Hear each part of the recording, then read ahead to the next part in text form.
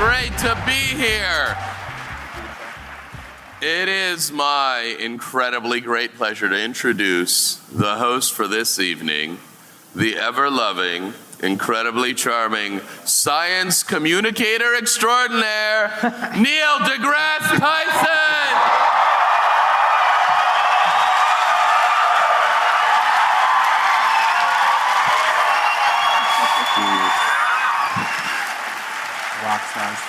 Eugene Merman. It really is. Neil.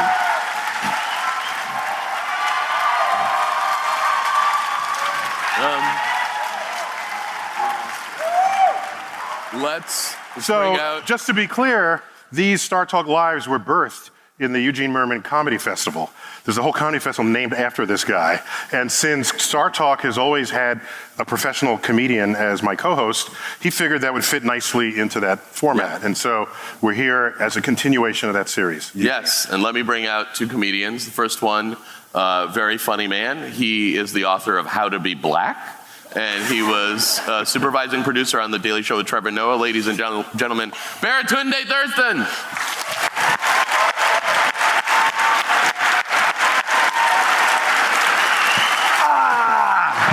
Yes! You got it. It's got to be the coolest first name at Baratunde. That's got to be the coolest name. That's a pretty cool name. I might take it.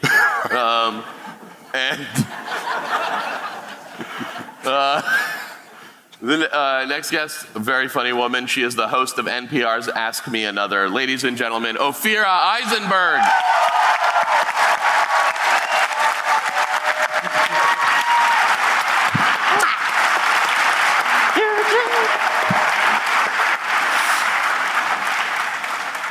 I don't know if we pre-advertised what the title of this evening is.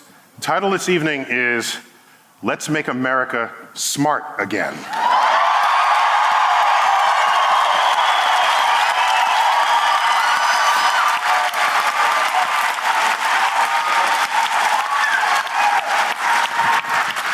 So we comb the land for people who could give us insight into this. And one such person is Dr. Professor John Holdren, the former science advisor to President Obama. John Holdren, come on out.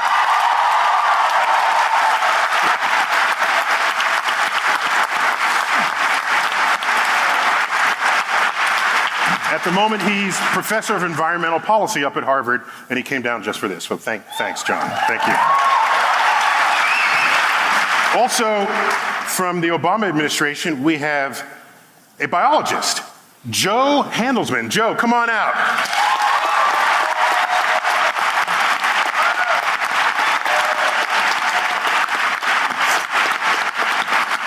She was Associate Director for Science at the Office of Science and Technology Policy under President Obama. And now she's a microbiologist at the University of Wisconsin. Is that right? Cheeseheads. Yes. Yes. So, this event will be in 3 parts. Initially, we'll talk about Earth and keeping track of what's going on and why. Talk about the science and the policy related to that.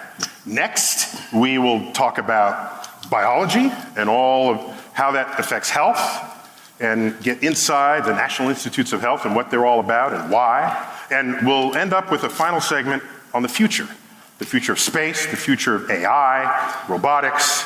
And so we're going to do it all the science that matters in this country, and we're doing it now. This is a live broadcast here at the Count Basie Theater, Red Bank, New Jersey. Startalk. Let's do this.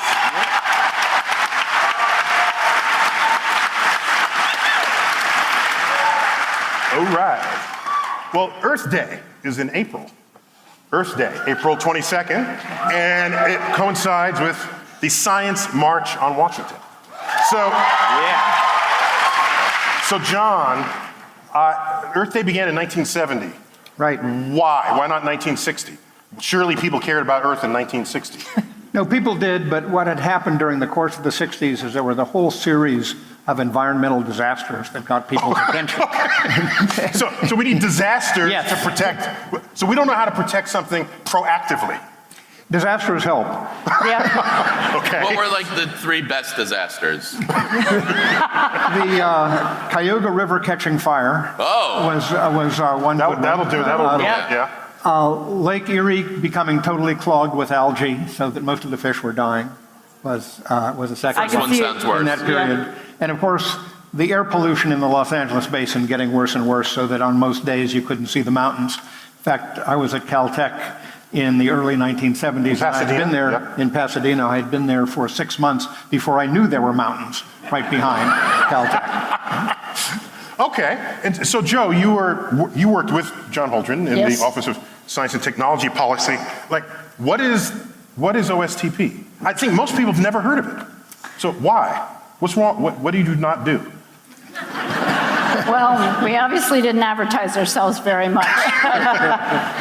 Our job was to mix policy and science, and that meant 2 things. Some of it was policy for science, how to make our science enterprise as strong as it could be, using policy to shape it. But the other side was using science to shape policy on issues that weren't obviously about science. For like what? Like forensics. Forensic science is supposedly based on science, but in fact, there's not that much science behind it. And so we brought the science to bear on that issue. And so, John, you were appointed by Obama, is that Yes. correct? Did you have to be approved by the Senate? Yes, but there are 2 different jobs involved. Science advisor to the president is not subject to Senate confirmation. Director of the White House Office of Science and Technology Policy is subject to Did you confirmation. have both titles? And I had both titles, but I could start serving as the president's science advisor on Inauguration Day 2009. Took 2 months to get confirmed as director of OSTP, and in those 2 months, I couldn't sit in the director's office, couldn't give any orders to anybody in OSTP, but I could talk to the president. Wow. So Glad this bureaucracy is going to be Yeah. gone now. So how was Obama among the presidents with regard to science, would you say? Well, I think President Obama was the most science-savvy president since Thomas Jefferson. Thomas Jefferson, of course, was his own science advisor. Yeah, he was badass. And yeah. But I hope Warren Harding never hears you say this. But the president came into office understanding how and why science and technology matter for the economy, for public health, for the environment, for national security. So he was just got it. He was preloaded. He just got it. He Okay. understood it. All right, so Earth Day, I still, forgive me, don't really know what you're supposed to do on Earth Day. Like, what are you supposed to do? I think you're supposed to draw a picture of the Earth Yeah. and then get it on a tote bag Yeah, and walk around. walk around with it. Walk Yeah. on the earth, appreciate it. Walk on the Yeah, Earth. touch the earth. You know, that'd be a good thing on Earth Day. Eat a stick of pot butter. Yeah, very common. Look at a baby for as long as it'll let you. Now on a some more of us- serious note, Earth Day has biological motive, doesn't it? Absolutely. Some of us think it should be renamed Soil Day because it's about the earth, but the most important thing on the earth is the soil. That's where all of our food comes from. And Wait, don't you study soil? I do. Okay. I'm a little So- biased. When you say some I of was like, that's very specific. how many want to call it Soil Day? Yeah. A few of us. See, I would say like water was pretty important. Yeah, that's Yeah. true. Yeah, but See, but soil. I can go more than a week without soil. Keep telling yourself Dead in that. 10 days without water. But the earth is dead really fast without soil. So you can't use yourself as the standard. Sorry. But, know, but right? it's okay. I mean, and Neil, you we can't can- go for a week without air. Air is really important. Yeah, that's minutes without it. Right. Yeah. So when I think of Earth Day 1970, in that same year, the EPA, Environmental Protection Agency, was founded, and so was NOAA, the National Oceanic and Atmospheric Administration. So these are NOAA fan. That was a benchmark year for people caring. So I'm trying to understand.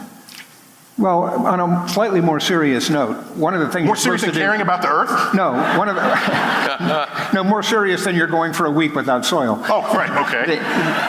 On a more serious note, what it's really about, I think, is talking with folks and reminding them about all the ways we depend on air and soil and water and sunlight. And, the trouble is most people today, too many people, think that food materializes de novo on supermarket shelves. They think that when you plug something into the wall, the electricity is coming from right behind the wall. Yeah, They don't yeah. understand there I has think to be that a whole sometimes, system yeah, connected yeah, to it. yeah. And they think that most pest control is done by pesticides. They think that most availability of water is through canals and dams. They just don't get it, that we depend on the earth for our well-being. And that's what it's really about. You guys worked in an office that should be household conversation, and it's not. How come? Well, I think partly because we backed up the president. The president was the face of OSTP in many ways because he rolled out the policy, he represented it. I remember, when was it? When C. Everett Koop told people how to not, or how to use condoms or whatever. I forgot the details. As what was his title again? Well, no, I forgot. I It was something remember, about but I sex. forgot. I like it. It was something about sex. I Okay? believe he told people to masturbate, and then the president had to take it back. No, yeah, right. No, And no, I think no, I'm that not was, totally wrong. no, that was the next. HHS. Yeah, that was the next. That was Madeleine Surgeon Albright? General. Joycelyn Elders. Yeah, that's right. Joycelyn Elders, yeah. Yeah, Jocelyn Elders. I remember What the did Everett masturbation Koop do? lessons, yeah. Why do I even know his name then? Well, so he was around, I think, in the AIDS era, where so we all knew his name, Yeah. and so why didn't we know your name? Because you were out of it. You must have been out of it. Everybody I know knows John Holdren's name. You worked with the guy. Well, but I know a few people who are outside the White House, and they all think that he's a hero. Well, so here's the thing, Earth. Okay. So Earth Day, there was somehow in the air, no pun intended, a sense of concern for Earth as a planet that came out. That was like right in the middle when we were going to the moon, right? I think we went to explore the moon, we looked back and discovered Earth for the first time. And in that discovery, Earth became a focus of our concern and of our. We wanted to preserve this spaceship floating there in the void. We basically took a planet-sized selfie. Yeah, basically. That's right. From 250,000 miles away. So it looks like we exploited that fact legislatively. Absolutely. That blue marble photo, that selfie that Baratunde has just referred to, was critical. And so EPA gets formed, apparently not under any controversy, right? I guess.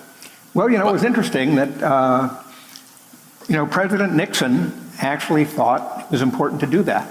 And I think he was Republican last I remembered. It's true. It was one of his better moments. I think today he'd be considered a communist. So the mission of the EPA to ensure that all Americans are protected from risks to human health and to the environment from where they live, where they learn, and where they work. So this sounds like an important organization. Very important organization, and one which has been built up since its inception, and which has done, on the whole, a pretty good job. And what's the relationship between NOAA and the EPA? Well, NOAA is basically an environmental monitoring and a science organization. They're responsible for understanding what's happening in the oceans, what's happening in the atmosphere. The National Weather Service is part of NOAA, for example. So our weather forecasts come from NOAA. And by the way, a member of Congress once famously said, I don't know why we have to fund NOAA, we have the Weather Channel. Yeah, And that's, okay. Yeah. and that's what's called unclear on the concept. So, all right, so both organizations exist today. And can you comment on their support in Congress? Well, it's mixed, obviously. NOAA and EPA have had strong support through both Republican and Democratic administrations over the years. Right.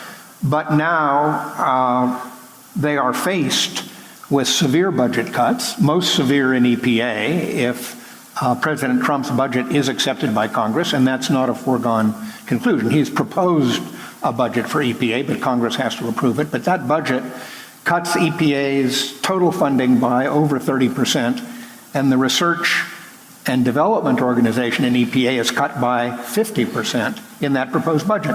NOAA's budget is also being cut, particularly in respect to ocean monitoring and research and climate data. Now, you don't have anything to do with that because you're not in Washington anymore. That's right. So why am I even asking you this question? Well, a lot of people are asking me what is going to be the role of science and technology in the new administration going I'm not forward. going to ask you that. I want to ask that of a politician. Is there a politician in the House? He looks like one. He does look-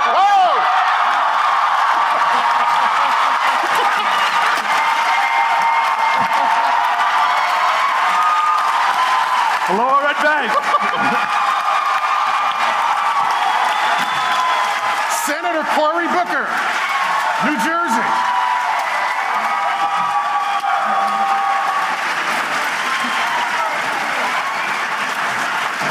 So you can't come up in my house, Jersey, and not say hello, man.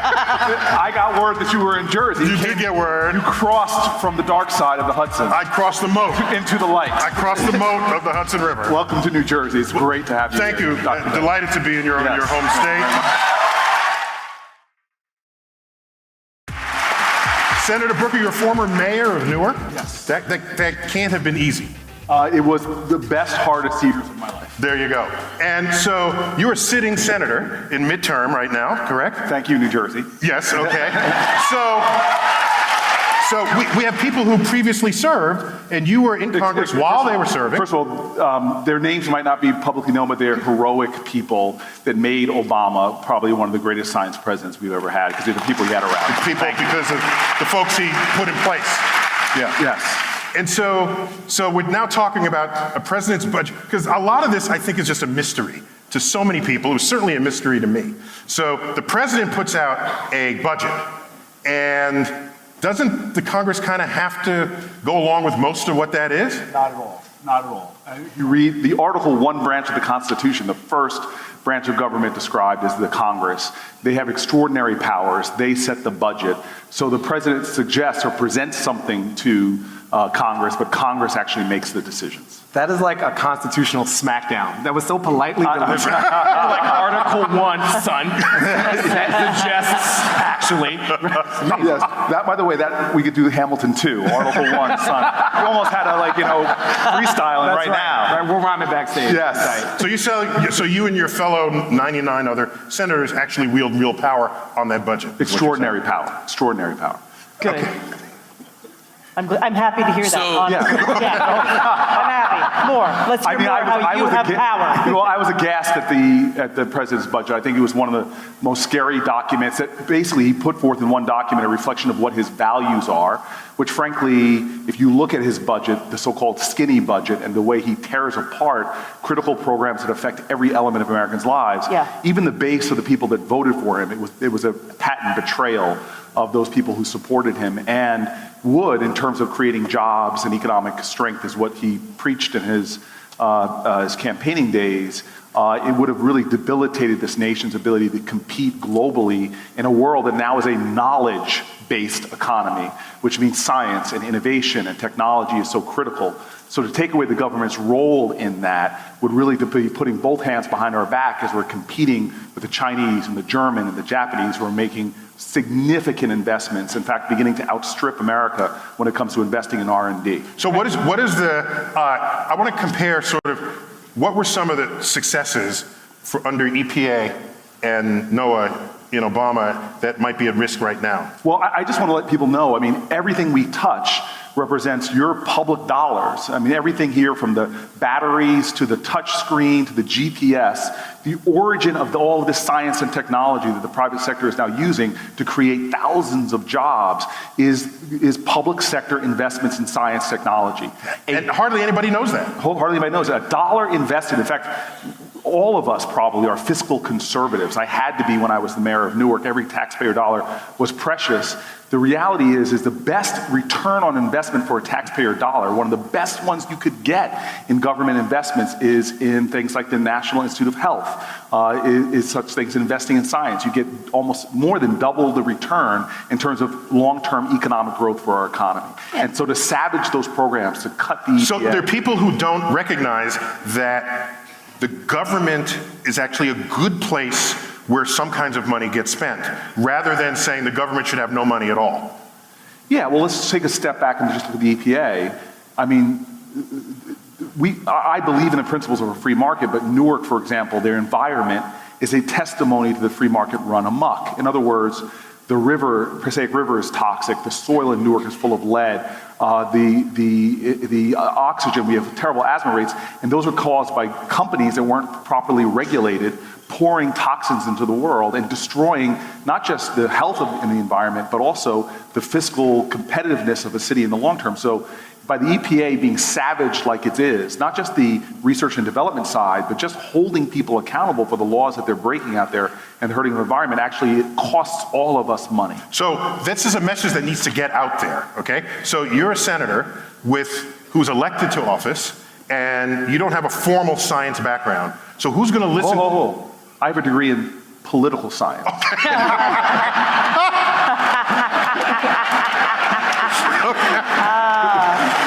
got me there. Okay. Thank you very much. So you have it. So there are advisors. There's the National Academy of Sciences, Office of Science and Technology Policy.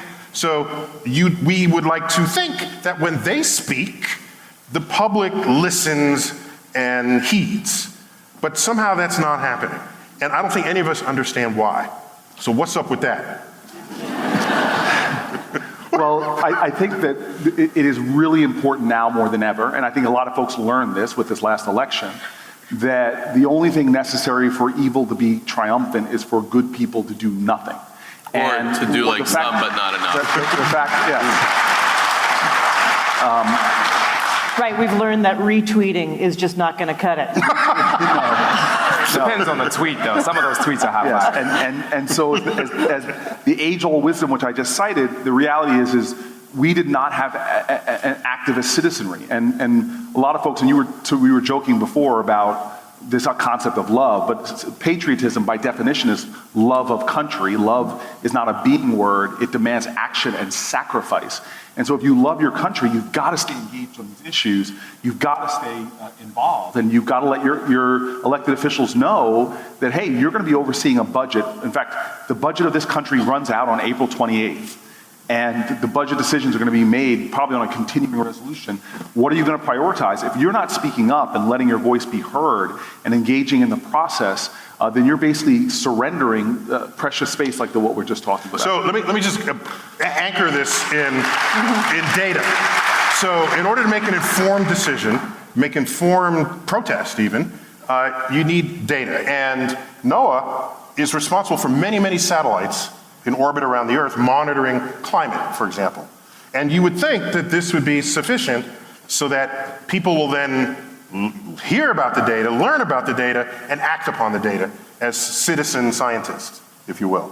So where's the disconnect here? Well, first of all, the public actually understands climate change better than many members of the Congress do. And he's right. Got a lot of snaps. He's right. A lot of snaps today. Yeah. Sorry, Corey. Present company accepts. But plus, he's no longer working in the government now, so he can say that, okay. No, but it's true. That's what polls show. You know, polls show, and I said this to President Obama at one point, polls show that in the range of 2/3 of Americans believe that climate change is real, substantially caused by humans, already doing harm, we need to do something about it. 2/3. By the way, only 50% believe evolution is a fact. And when I told the president that, and I said he was saying, you scientists have to do a better job educating the public. And I said, well, we've done pretty well on climate change, and it's more than evolution. He said, that's no consolation. So it's not 100%. So people, they seem to be sort of in denial of data that they don't like. Well, it's almost like they're afraid of what the data is going to say. I mean, we have laws in Congress that were shocking to me that I found out where we're blocking even studying things. Like we're blocking even the studying of gun violence and understanding the effects of it.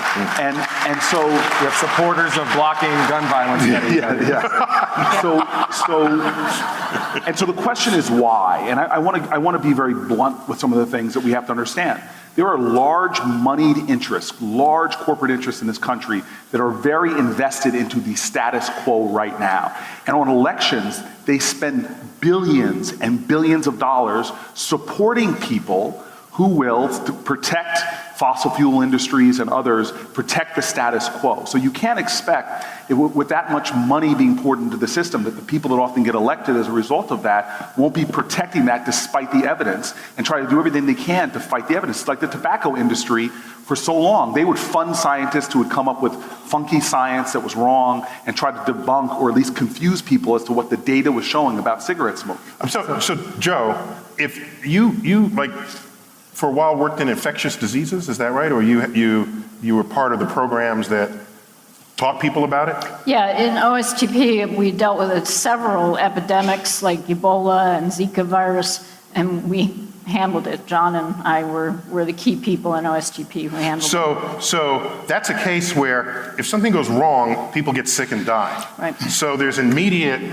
cause and effect. Yep. And climate change has a little bit more of a horizon, but if sea levels rise and you start flooding, seems to me that's cause and effect. Well, and heat waves and droughts and wildfires burning larger and larger areas.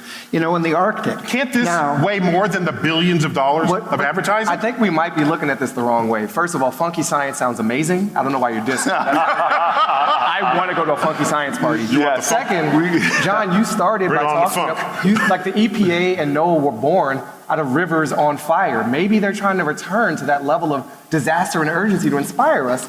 Well, no, it's happening. I mean, Has anyone? the reasons so many Americans now believe that climate change is real and dangerous is they're experiencing it in their lives, they're seeing it on their TV sets, they're seeing it on their iPads, and it's stunning. If you look at the expansion of the areas afflicted by extreme heat every summer, if you look at the areas burned by wildfires, for the first time in modern times, the tundra is burning in the Arctic. The tundra is burning. That never happened before.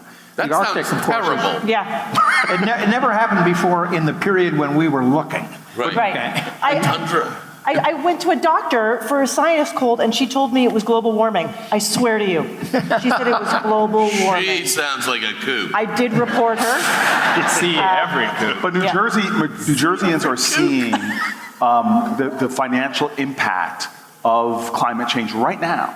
So most people don't understand, we have a massive fishing industry in New Jersey. What's happening with the acidification of our oceans, the warming of the oceans. They're seeing fish that they used to be able to find off the coast of New Jersey are now being found further up in Connecticut. And Maine. That's kind of nice for New England. Sorry, New England New Jersey. but New England is complaining because they're seeing lobsters and other things moving further and further. That is a problem. And so, but more than that, we are a state that lives in flood areas. And now the flood maps literally are, now you're seeing what were used to be 100-year floods happening with more frequency, which is costing New Jerseyans a lot more money. Okay, so I like what you were saying, that, who said it, that maybe we're returning to the pre-1970 state of circumstances where we've got to drop low before we recover as one. They're trying to inspire us, man. I think it's just Oh, the disasters are trying to inspire us. Yeah. Oh, that's an interesting way to think about it, yeah. It's the only way to stay sane. So do you think maybe it would help to just light a few local rivers on fire? Do we need to light rivers that Trump would come across, on his walks? Like Mar-a-Lago. Like, oh my God, Mar-a-Lago on fire. Fifth river at my golf course is on fire. So Joe, is it too late? No, I don't think it's too late, and I think Well, because the river on fire and that's all kind of local stuff. Right. And we talk about climate change, we're talking about planet-wide. Yeah. So that requires planet-wide cooperation and participation. So is it too late? Well, there was one study that showed that people believe in climate change based more on the 3 previous days of weather than anything else. Wow. And so their belief goes up and down. So are we just like 3 really warm Aprils away from people being like, fine, let's fix this? So I'm sorry to return to this point. The cynicism is killing me. We are a nation that the majority of us, the majority of Republicans, believe that climate change is real. The disconnect is not the people of this nation realizing that there's a problem. The disconnect is, King used to always say, and one of the more eloquently than I could ever say, the problem today, what we will have to repent for. Wait, who said this again? Martin Luther King. Martin Luther King. What we'll have to repent for is not the vitriolic words and violent actions of the bad people. It's the appalling silence and inaction of the good people. And so that's the problem, is that it's not that you poll Republicans, the majority of them, as you said, believe climate change is real. Millennial Republicans are so far more progressive on these issues. On everything. And everything. All issues. And by the way, the only major political party on the planet Earth, every other nation, their right party and their left party believe in climate change. The official elected Republican leadership is the only one on the planet Earth that does not officially believe in climate change. That's called American exceptionalism. So should we put that leadership on a different planet? I think what we need is... There you go, Neil. Let me give you an example. This is simple. I'm always a big believer that the power of the people is greater than the people in power. But folks don't exercise that power. As Alice Walker said, the most common way people give up their power is not realizing they have it in the first place. And so the cynicism that gets thrown around is actually a toxic state of being, because it's surrendering your ability to make change because things can't be changed. This is something very simple. If just millennials alone, Barack Obama said this in a speech to Howard students, forget Republican or Democrat, if just millennial generation, the biggest population bubble coming up demographically right now, if they just voted at the same levels that X-Geners did, 40, 50% in midterm elections, the entire Congress would change. And so this is not, Obama said, this is not complicated. He looked at the young people and said, you don't need to occupy anything, just vote. And so this is not a problem of knowing what is right to do. And I fear... How do we get that message onto Snapchat?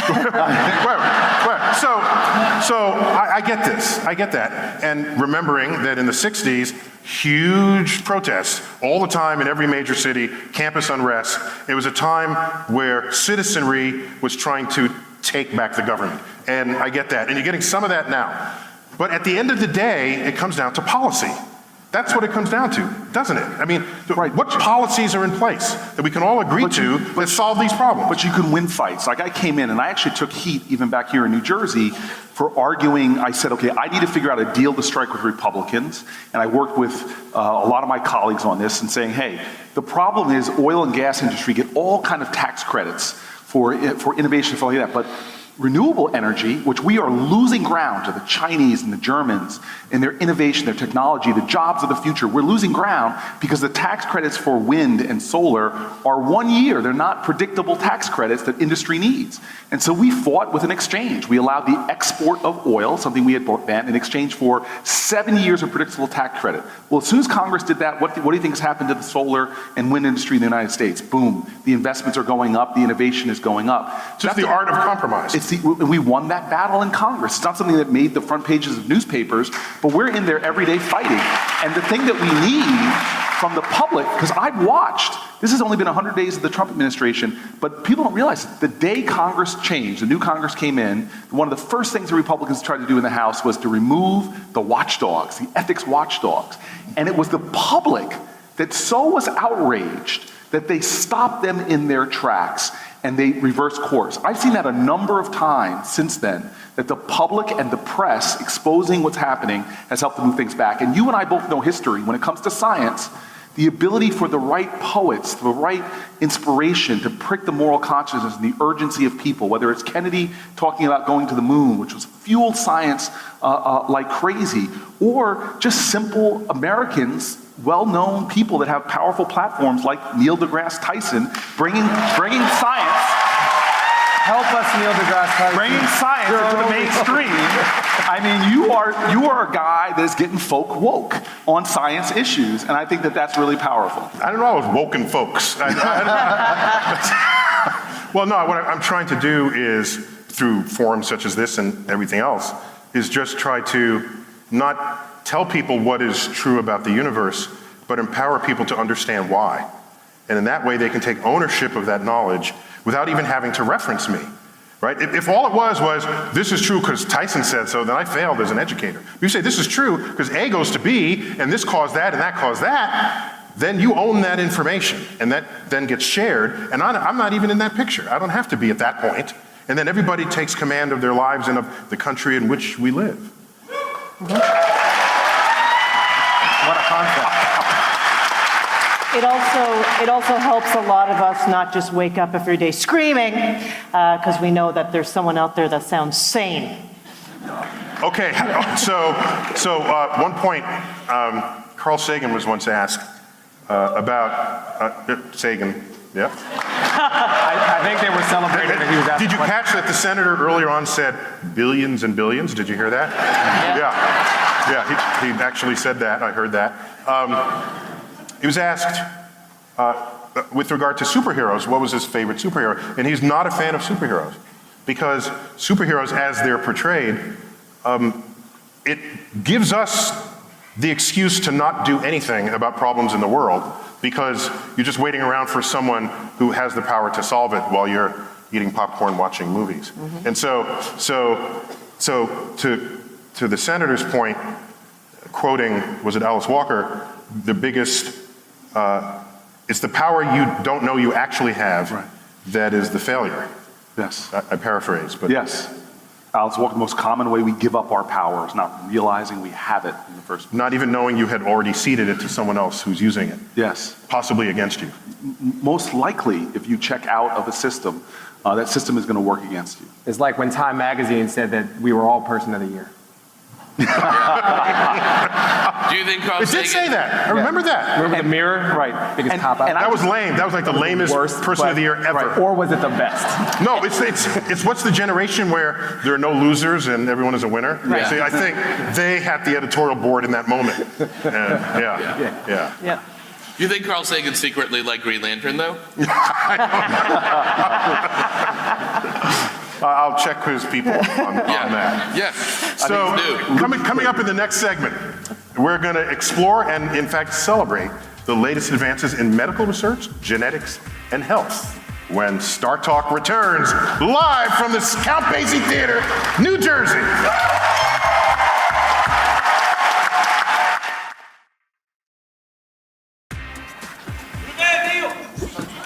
The universe is the man.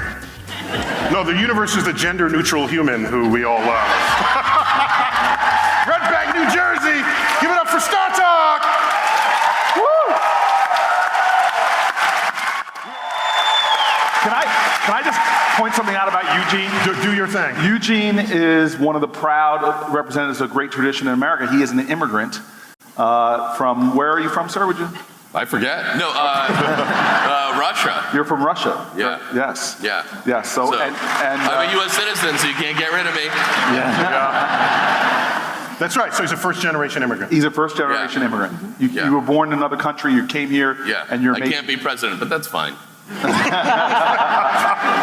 On that subject, I will add, because I just did this homework, that the average, decade-by-decade average of first-generation immigrants in the United States since 1900 is about 10%. So it's 1 in 10 Americans were born somewhere else at any given time across the century. Now, let's ask another question. What percentage of American winners of the Nobel Prize in the sciences was a first-generation immigrant? A third of all American Nobel Prizes in chemistry, physics, and human physiology were foreign-born. So they're 3 times as represented in the science, this highest prize of science, than they are even in the population. Well, I'll give you an example of this. So people who come down and lobby in Washington, I love when people don't hire lobbyists, but they come down themselves. I see lots of New Jerseyans come down, And when I see college professors from Princeton to my university, Stanford, come to me and they say, look, this is crazy. We bring these folks in, the brightest minds, to study at our universities on student visas. We use our resources, giving the best education on the planet Earth. As soon as that student visa runs out, what is our country now saying to them? Get out of our nation. Right. And that's ridiculous when we have a country that attracts this greatness and then sends it back out in the world. I would like to point out on that particular point that President Obama proposed in 2011 to staple a green card to every graduate degree in science earned by a foreign citizen. Just staple the green card to the degree. And it hasn't happened. Legal? Let me just tell you what's worse. They have around Stanford. I was told there's a billboard that says you can't get your H-1B visa, stay, come to Canada. And so other countries are seeing what we used to do to accelerate ahead of the rest of the planet Earth. And one of those things that they saw was they had policies that tried to attract the brightest of the globe. And they're saying, okay, if America's not going to do that anymore, we want to do that because we want to lead. And just in all fairness, Newt Gingrich said that as well, to staple the green cards. Just so you know, I just want to just be fair out there. One of his few sage observations. I am Canadian, and all my Canadian friends now treat me like I have a illness. Basically. Is that illness being American? Yeah, they're like, how's it going? Are you okay? Yeah. That's how they So talk two to people me. on the stage now are foreign born. Yeah, and I'm only on a green card. I'm not Authorities, a citizen. can you? Yeah. Hey, no. I'm a new mom. I have an anchor baby. I'm cool. Anchor baby. Anchor baby. So let me ask you guys something. I've got science advisors here. I have a politician here. Clue us in how advice is obtained, received, and enacted or not. What is that dynamic here? Because I don't know. Well, first of all, I had a great relationship with Democratic senators. But not Republican senators. A few Republican senators. Okay. Many fewer. But, I mean, part of the way it works is there's a lot of interaction between the scientists in government and the Congress. The scientists in government testify all the time In front of the Senate. committees. Or in front of the Senate and the House. you're on a committee. You're on the science committee. Yes, I'm on two committees. One is called the Commerce Committee, but the full name includes commerce, technology, science, a lot of those things. And I'm on the Environment Committee, Environment and Public Works. So I'm on two of the main committees that deal with issues of science, technology, innovation. And they hear a lot of testimony, but they also meet individually with scientists and technologists from not just the White House, but from the Department of Energy, from the National Science Foundation, from NOAA. Their staffs meet all the time. So these are all the with people those who folks. who the Senate approved. Yeah, So they can just summon you at will absolutely. and just bitch slap you when they feel like it. Well, when I used to Is that a testify, yes or no? I will comment that on days that I was testifying, we used to call that Pinata Day. Pinata day. They swing at you with a big stick, and they hope to break you open and some candy will fall out. Did they ever hope you would just help their kids with their science homework? Because I once testified in front of the science committee of the Senate, and you either weren't there or you weren't a senator yet. I would be there, sir. I was not a senator yet. But since I'm a citizen asked to testify, I didn't feel like a piñata. I felt that they were just kind of gathering information. And I was commenting on the value of exploration, specifically space exploration, into a universe that has unlimited resources, especially the kinds of resources that on Earth we fight wars over. So I just thought I would highlight this fact. Yeah. And so I was intrigued because I didn't feel like I was making much of a difference. And I was just kind of going through motions, and then they were going through motions, and I didn't feel their energy. So does this work? When you give advice, are they actually listening? Sometimes. Sometimes it works, sometimes it doesn't. Corey, when they give you advice, do you listen? Sometimes. So look, there's a serious problem with our politics writ large, but there is a massive area on these science committees in which I find bipartisan space to work with. And that's everything from, I came to Washington and I saw that the technology for drones, that we were losing all these companies because America, our regulations were strangling that industry. I told the head of the FAA, if you were around during Orville and Wilbur Wright, we would have never gotten off the ground. And they were literally going to other countries like France and were years and years ahead of us in utilizing drones for mine surveys, for technology. And so I found partners there. Nuclear energy, next generation nuclear power is Thank you for pronouncing nuclear correctly. Thank you very much. Other nations are now far more attractive to the nuclear scientists because of our regulatory framework that doesn't look to the next generation of nuclear energy, which is far safer, eats the spent nuclear rods from from the current version, and we were going to be losing out on our edge in that technology. Well, here's something that I can't imagine. We need to loosen laws about nuclear. We need to make some loose nuclear energy law. That's exactly what he does. What we need to be doing as a nation is we need to begin to have a government that moves at the speed of innovation. In other words, That's the whole third sector of this show. Right. We'll get back to that. Okay. What I want to know is one of the bipartisan points of agreement health, the National Institutes of Health? So is that what, that's got to be in there somewhere? Yeah, well look, Wow, that took too long to say yes. That's a no. No. I know, right? Well, what happened was, Yeah, Senator, that's a quick yes, all right? So we are screwing up in the larger sense in our investment in biotech. And coming from a biotech and innovation in the health space state, where New Jersey is, we are really screwing up in so many ways of this system. We're screwing up in not investing in it. Other nations are beginning to pull ahead in their investments in this area. We're screwing up in the way the free market is contorting and making people's prescription drugs way too high priced. I can go through the ways that this space frustrates the hell out of me, but what bothers me most is just the fact that Alzheimer's, my father died of Parkinson's just a few years ago, all of this that is costing us, these illnesses that are costing us so much money, we could be investing more in the cures to these diseases. We could lead humanity out of the darkness of the pain, like we look at other diseases we've conquered, but we're just not making a commitment as a society to put our resources, our energy, our talent, our spirit into solving John, it sounds like you can combine that problem with an analysis and throw in some economics, and then you have an argument that has no holes, that everyone just agrees with, and you create the policy and then you move on. Well, why isn't that happening? Well, everything you say makes complete sense. Neil, some of it is happening.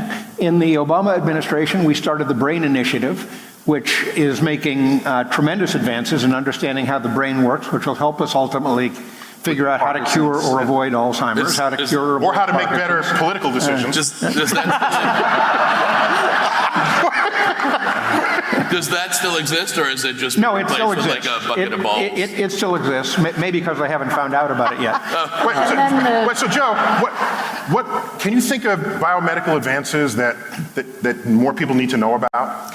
Well, one of the big initiatives that I worked on, in fact, it was my first initiative in the White House, was precision medicine, which is the idea of using big data about big populations of people to tailor medicine, treatment, and prevention to the individual. So if you can sort of parse people into lots of different groups, and based on whether it's their zip codes or their genome or their microbiome, something like that, you can then make predictions about their health. And this is really the future of medicine. But I had kind of an interesting experience. This is my first memo to the president. John and I wrote this memo, and then we were invited a few days later, very quickly, to the Oval Office to meet with the president. You got to write memos to the president? Can we tell which ones will commit crimes and arrest them beforehand? I saw that movie, yeah. Okay. So we had this great meeting, and the president clearly had gotten precision medicine. So I walked out feeling pretty good. I said, John, he got it, and this is pretty cool. And then next week, I was sort of perusing some old legislation, and I came across 2006 legislation written by Senator Obama on precision medicine. Crushed. I was simply crushed. But that, I think, is an example of a bipartisan issue, because when we rolled out precision medicine, we had as many Republicans as Democrats at the event. And just in December, the 21st Century Cures Bill, which supports precision medicine and the BRAIN Initiative and several other things, passed the Senate 95-5. Thank you very much. And that was certainly bipartisan. He was in the 5 that didn't. Yeah, was your thank you sarcastic because he voted against it? Yes, thank you very much. Yeah. So, 'cause it would seem to me that health would be the most bipartisan thing going. I agree. But then I'm surprised to see a proposal to reduce the funding to the National Institutes of Health. So I don't understand that. By almost $6 billion. Yeah, so Corey, what's up with that? It is a, it is, What's up with that?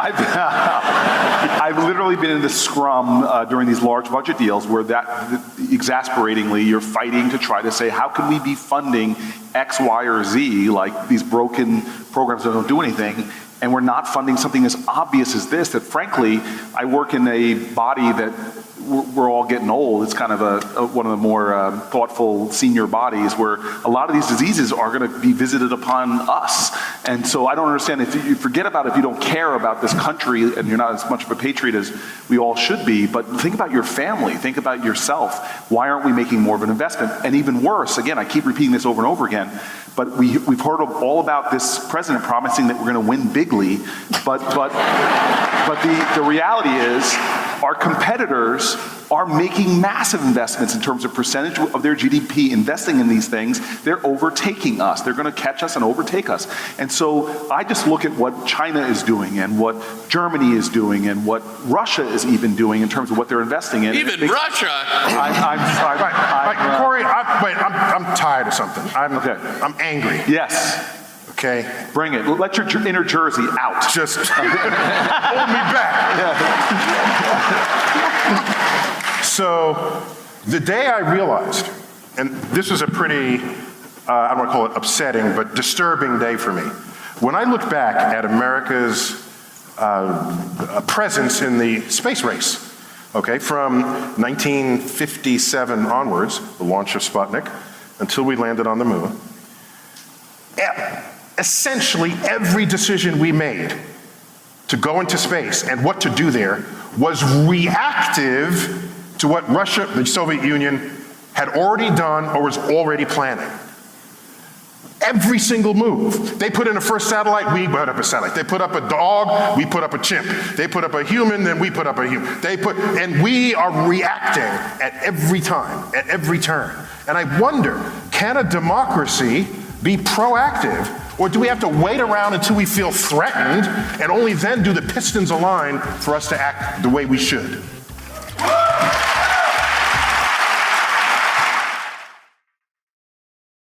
We're live at the Count Basie Theater.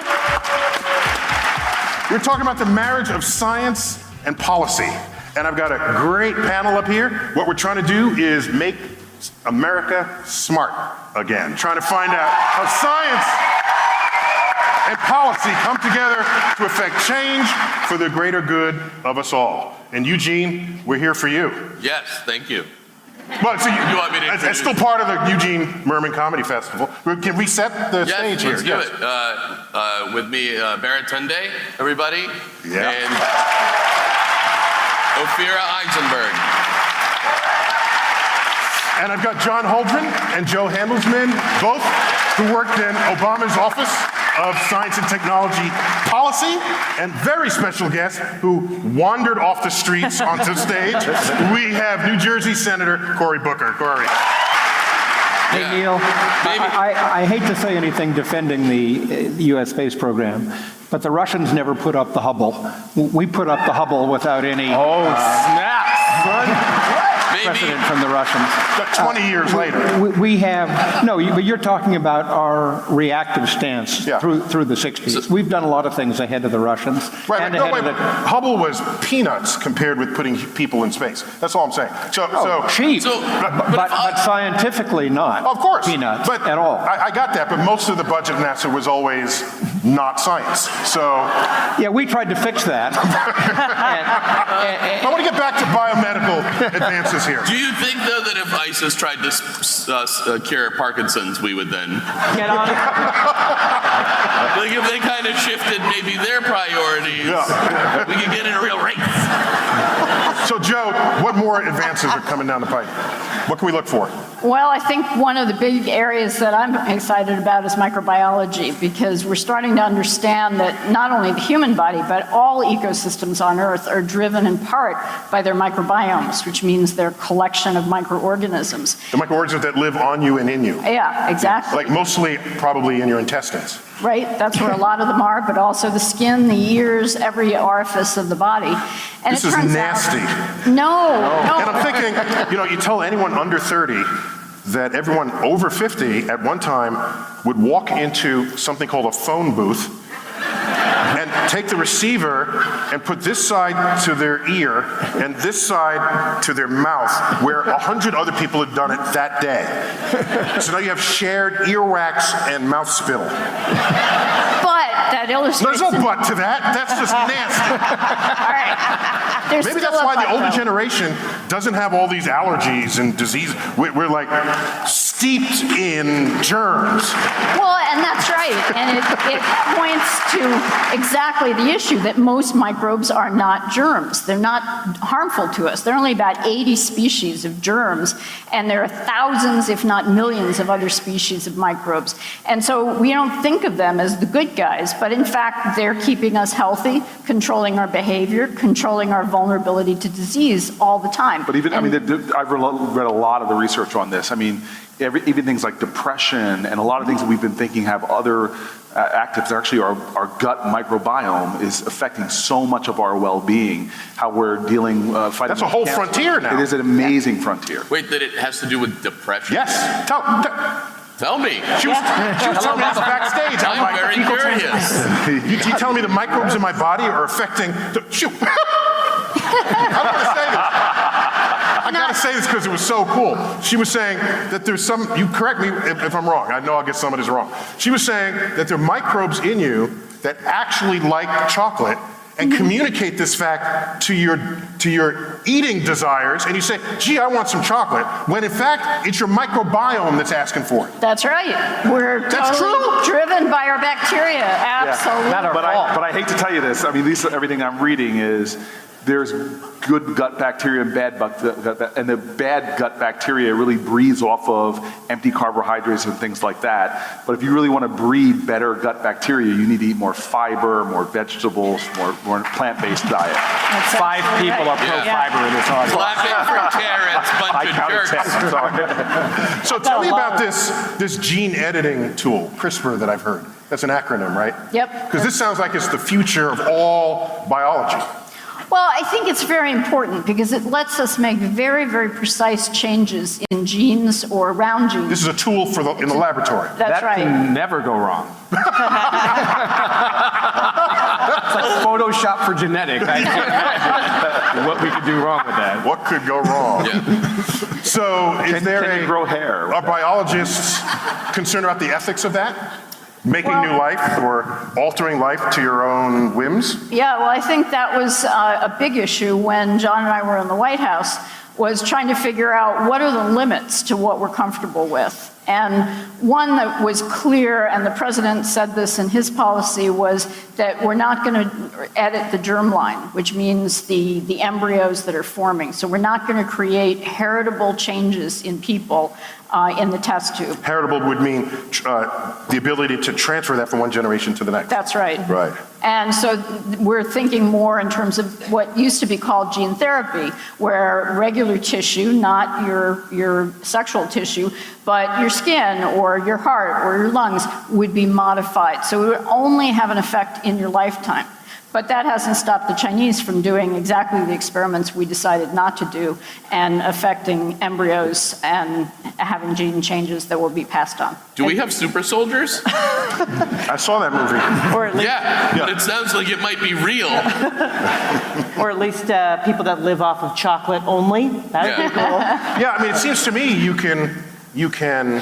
you can modify the individual, you can, we joke about this, and I'm not even a fan of it, but people are imagining if you're going to live on Mars, just genetically modify you so that everything that's different about Mars is okay for your genetically modified body. And that way you don't have to live in a HAB module. That's an extreme case. But clearly you could use this to cure us of our traditional diseases. Right. And so the human body has evolved over many millennia to be what it is today, with a few mistakes, certainly, but we haven't evolved to be on Mars. So I don't think we're just going to make a few tweaks. I just put that out there because people occasionally talk about it. Yeah. But is this real, and is NIH funding this research? And does Congress know about this? And are they behind it? Are you learning about it now? Here? Yeah, he's kind of taking notes. And have you watched Westworld? And can we delete the Republican gene? Edit, Ophira, edit. Sorry. I know that's it's mind controlled, and I'm for it. So is there an awareness of the value of that power? Incredibly. The good value of that power. Yeah, incredibly so. It's not to where I would want it to be. I would like us to get back to being a science, technology, innovation, leading nation. And that's my frustration, is the excitement that I get when I hear scientists like this talk about what is possible. I wish we could somehow sort of expand the moral imagination of this country about what we are capable about in terms of leading the human race into a safer, into a stronger, to a more prosperous world for all of us.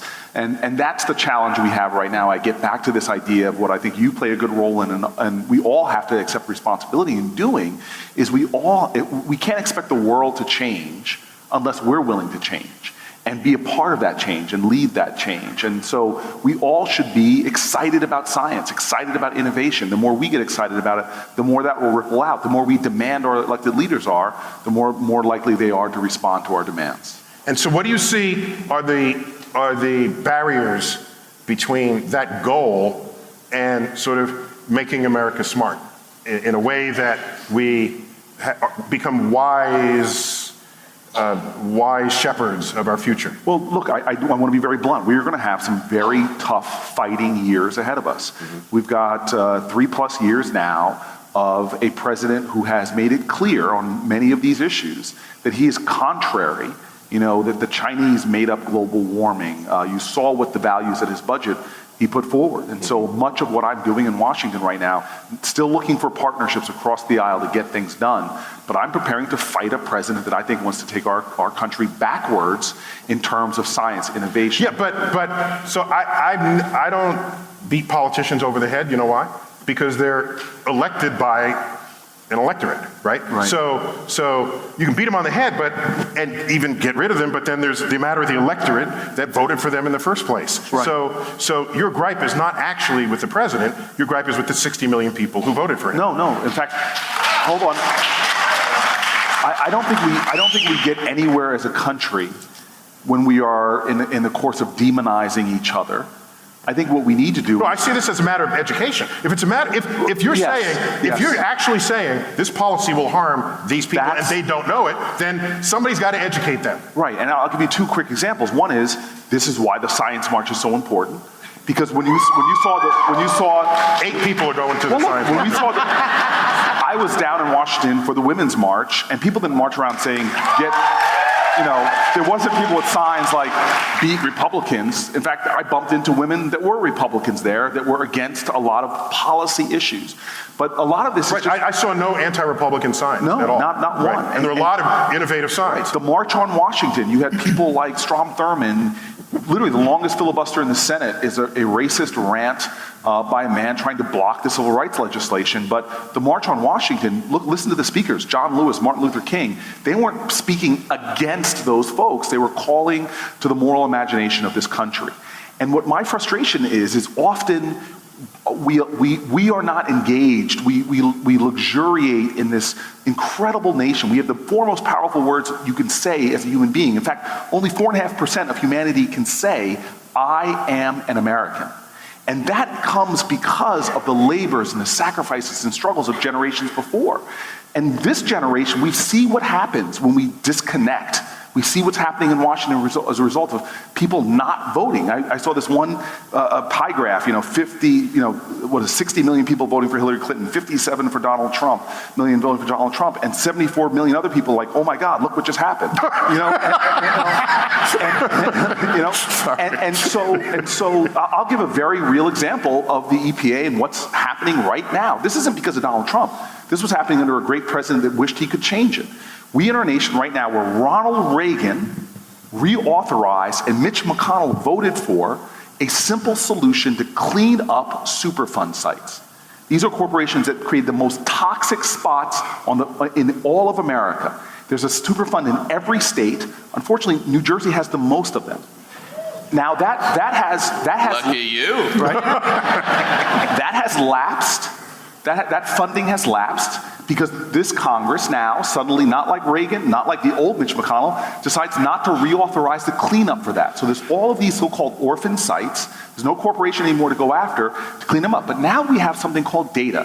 When I was mayor, I learned this real quick. A lot of people come into me with a lot of emotion, and I said, look, in God we trust, but everybody else bring me data. If you're not a deity, show me the numbers. Well, now we have longitudinal data from Princeton University about what are the long-term effects of living around a Superfund site.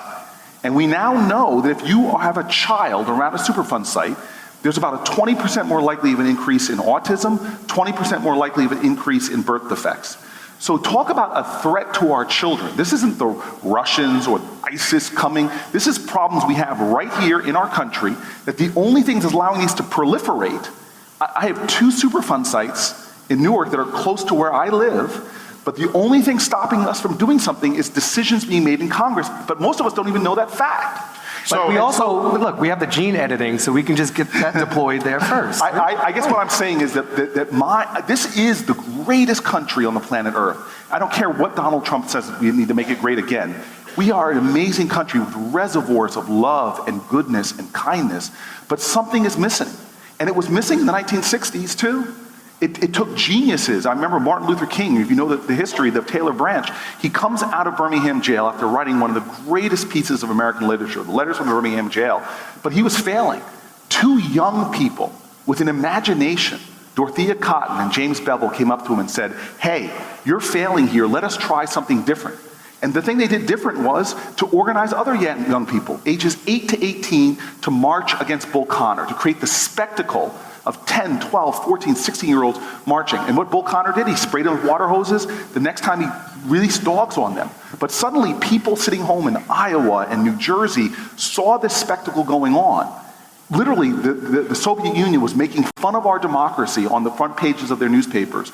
And it so awoke that reservoir of love in this country. Within days, segregation fell in Birmingham because this country, when they decide to do something, nothing can stand in our way. And so the challenge is now. It just sounds like you got to sink really low before you do something. I think what we need to do is find creative ways. I mean, you jokingly said Snapchat about it, but I'm sorry. I've done the political. You should do it. I've done the political science research about what influences people to act. And did you know the most persuasive thing to get your friends to vote is knowing if they're voting or not? Is literally talking to your circle of friends. More than one of my campaign commercials in New Jersey, if somebody says, hey, everybody, I met Cory Booker, he's a great guy, vote for him, that's far more persuasive than anything I could put on TV or anything I can do. We have so much power. And so this is my thing. I don't think we need to light rivers on fire. That was his idea. Yeah. I'm not crazy. Whose idea was Russian that said that? Who Russian said that? I don't think we need to do it. I think it's effective.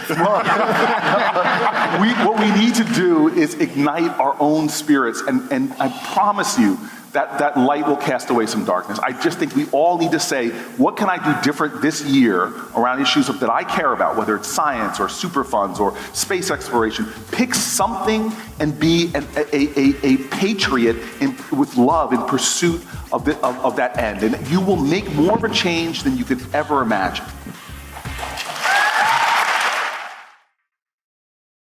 Count Basie Theater, give it to me. We are live at Count Basie Theater, Red Bank, New Jersey. Startalk. Let's make America smart again. All right. So, what I want to know now is beyond. Do we have the policy in place to invent the future?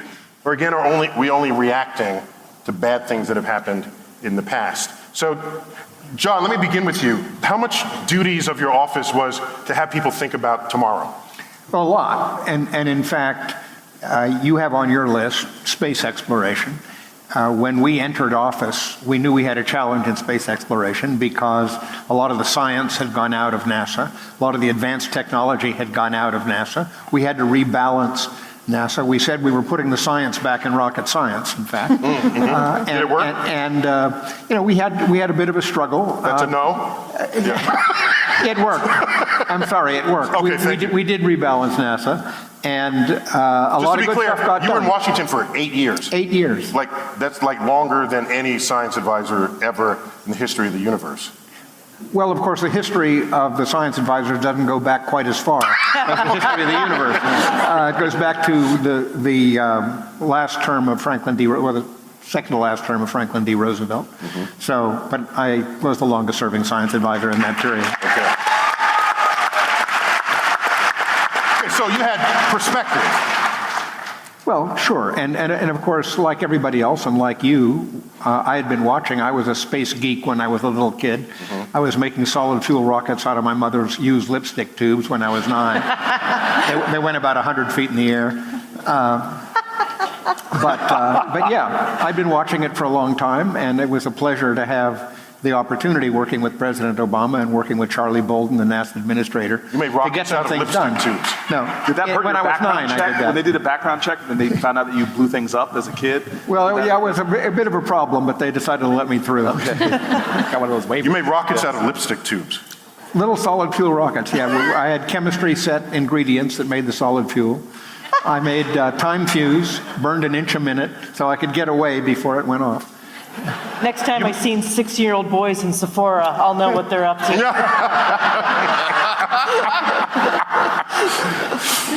101 things to do with lipstick tubes. Okay, I'm sorry. I was very distracted by that little I apologize. It was my fault.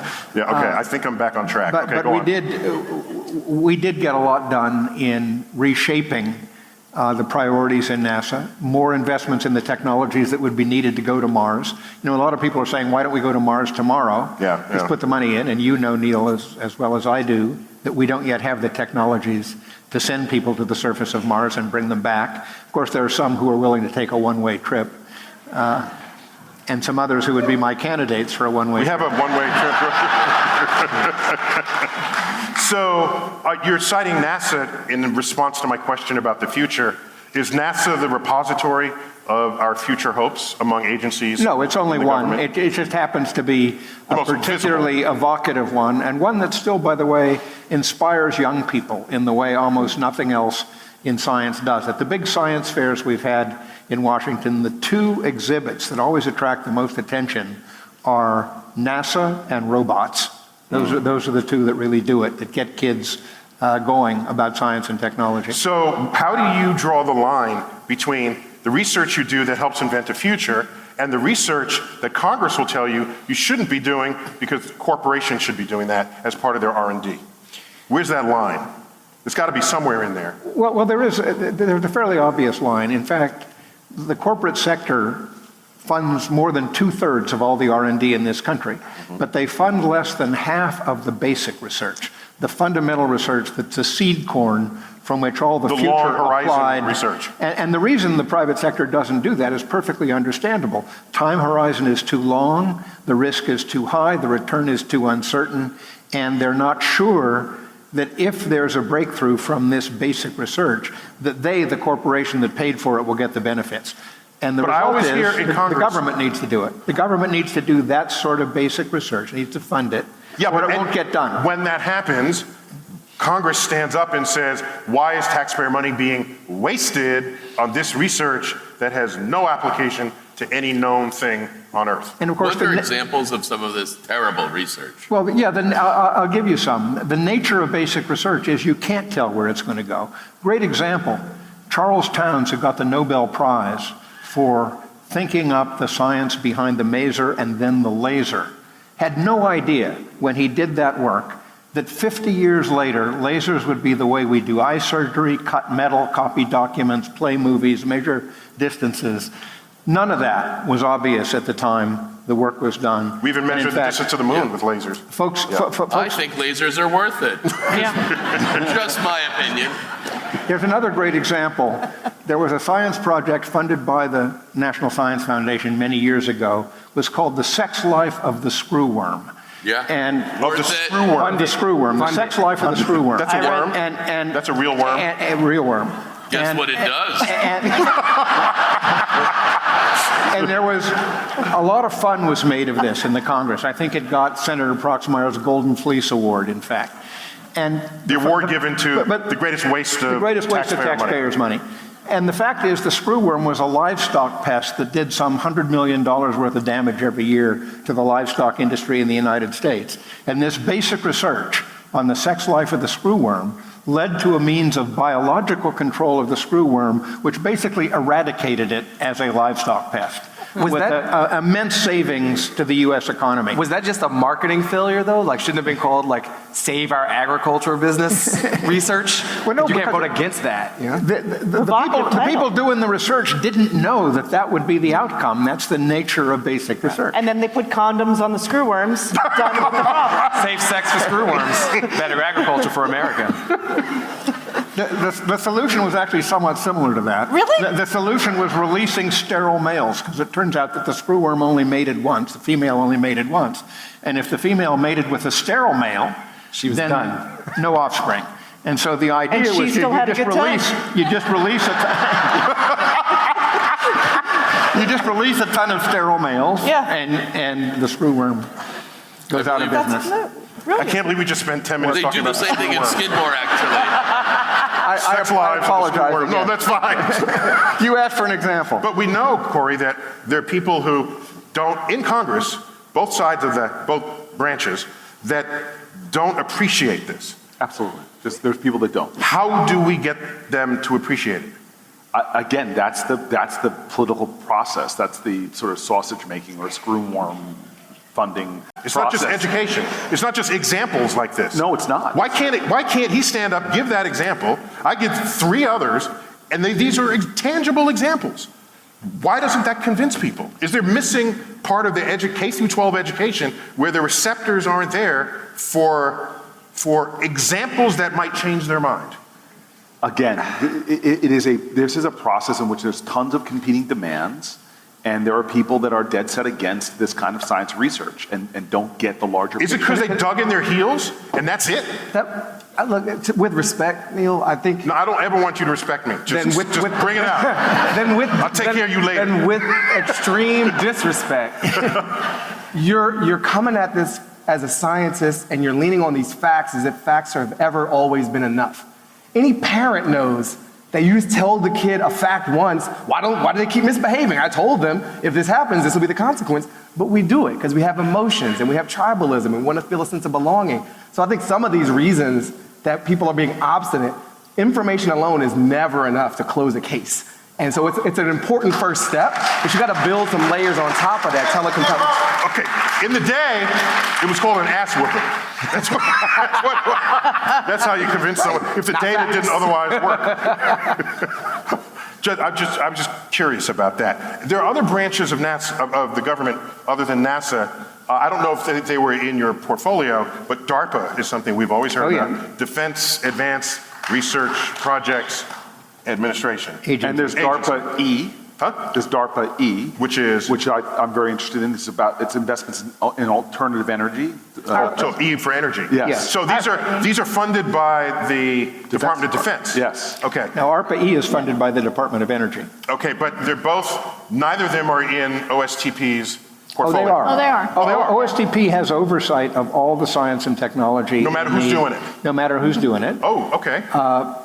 And we work together with the departments and agencies in developing the president's budget. So tell me for about science and robots. technology. You said robots get everybody's attention at the Yeah. science fairs. No, absolutely. And I know DARPA's been making some robots. Absolutely. What? Yeah.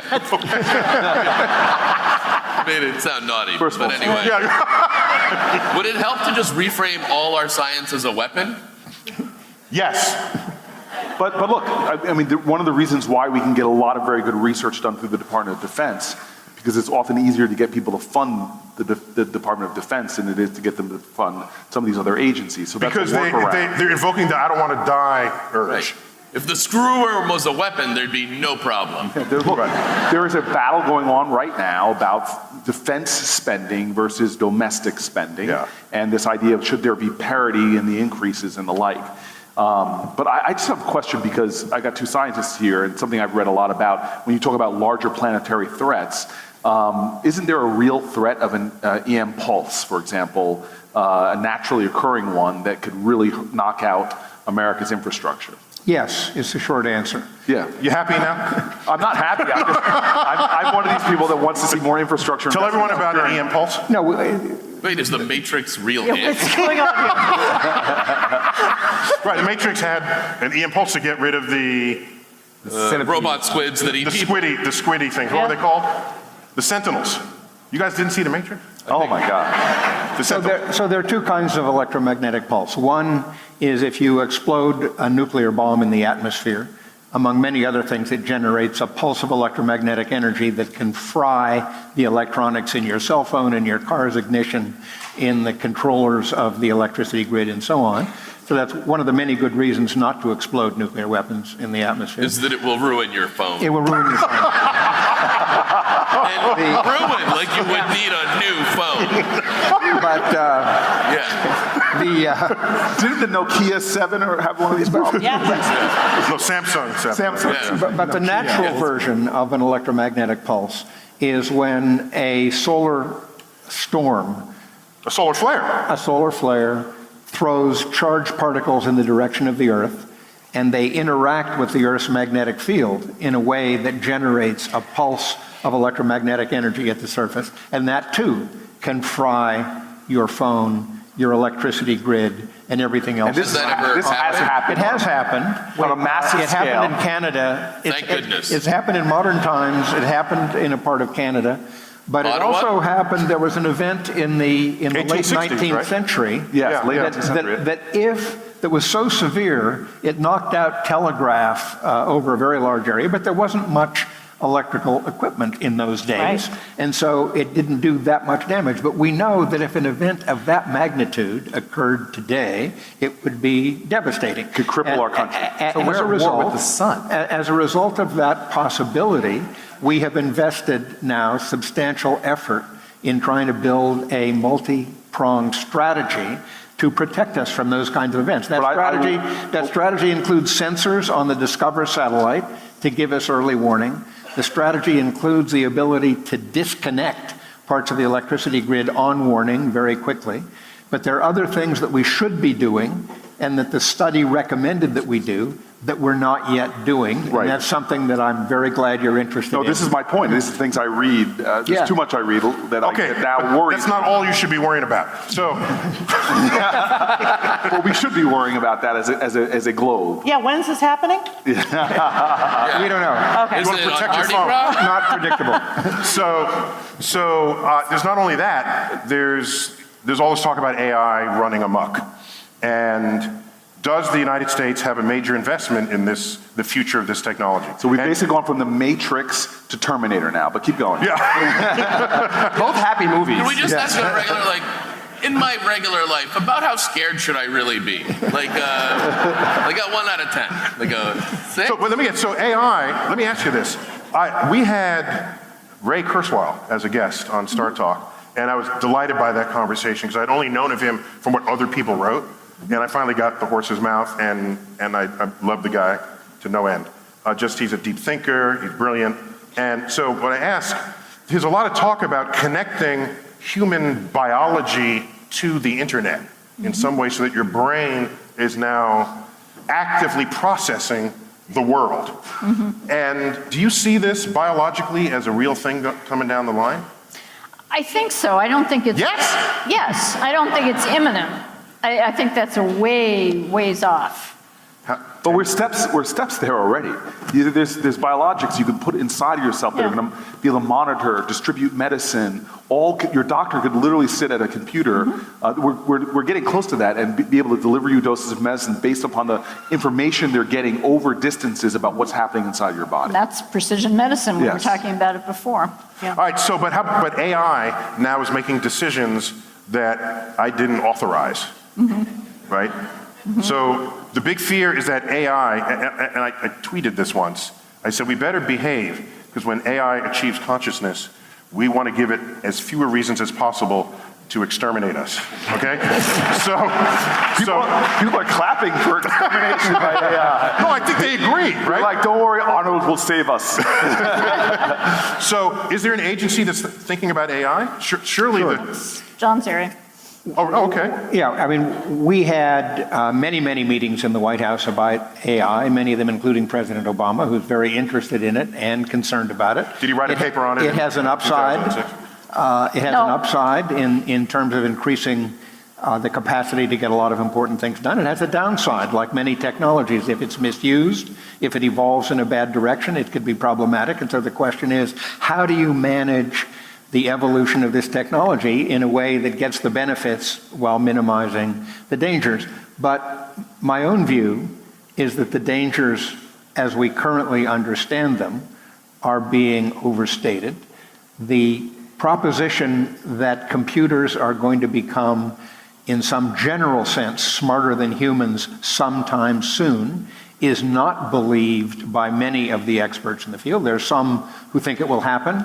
There are many who think it won't happen. That doesn't mean we shouldn't be vigilant and trying to figure out how to make sure that AI doesn't evolve in a way that takes over our lives. But can I tell you where AI scares me right now and is real, is that our enemies, sorry Eugene, like Russia, I'm a U.S. citizen, just to be clear. sorry. I mean, I'll blend in if they win, but...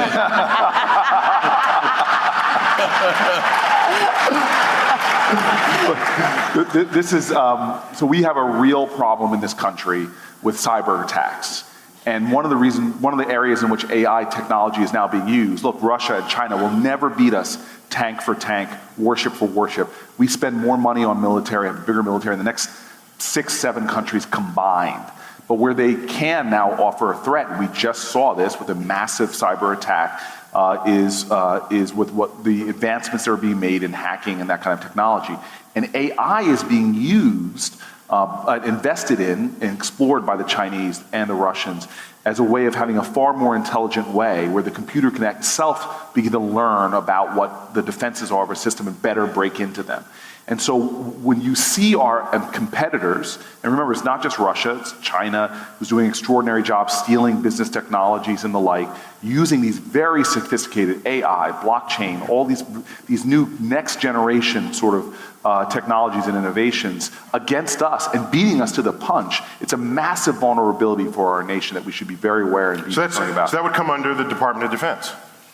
But the Department of Defense, other than the DARPA and the DARPA-E, is not really as equipped, it seems to me, to attract the best and the brightest to solve that problem. Well, yeah, I don't think that's quite right. The Department of Defense includes the National Security Agency. National Security Agency employs more PhD mathematicians than any other organization in the world. There you got it. They are thinking about AI extensively, as is DARPA, which has a lot of smart folks as well. I'm not saying there's no problem. I agree with the senator. This is a big risk. It's a big area of competition.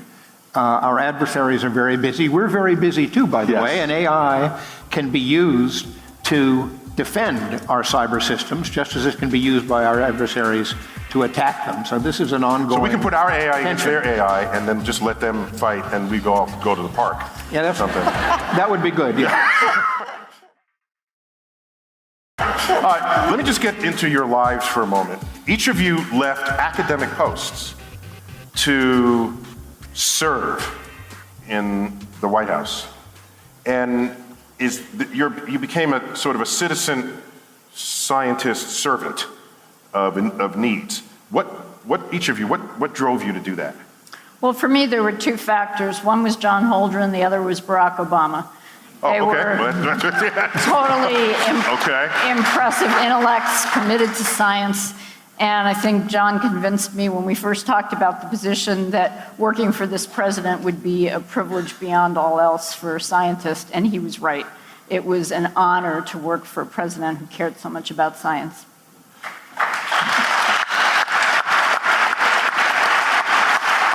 So 9 years ago, what were you thinking? Well, first of all, I had the good fortune to meet President Eisenhower's second-term science advisor, George Kistiakowsky, when I was 29 years old. And he became one of my mentors, and I learned a lot from him about his service for Eisenhower. Then I met Jerry Wiesner, who was JFK's science advisor, and he became a mentor.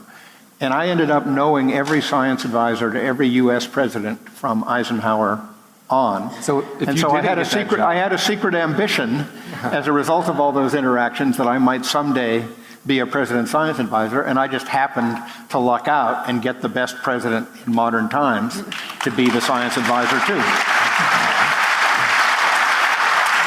If there were a president who you didn't like, but asked you to be his or her science advisor, what would you say?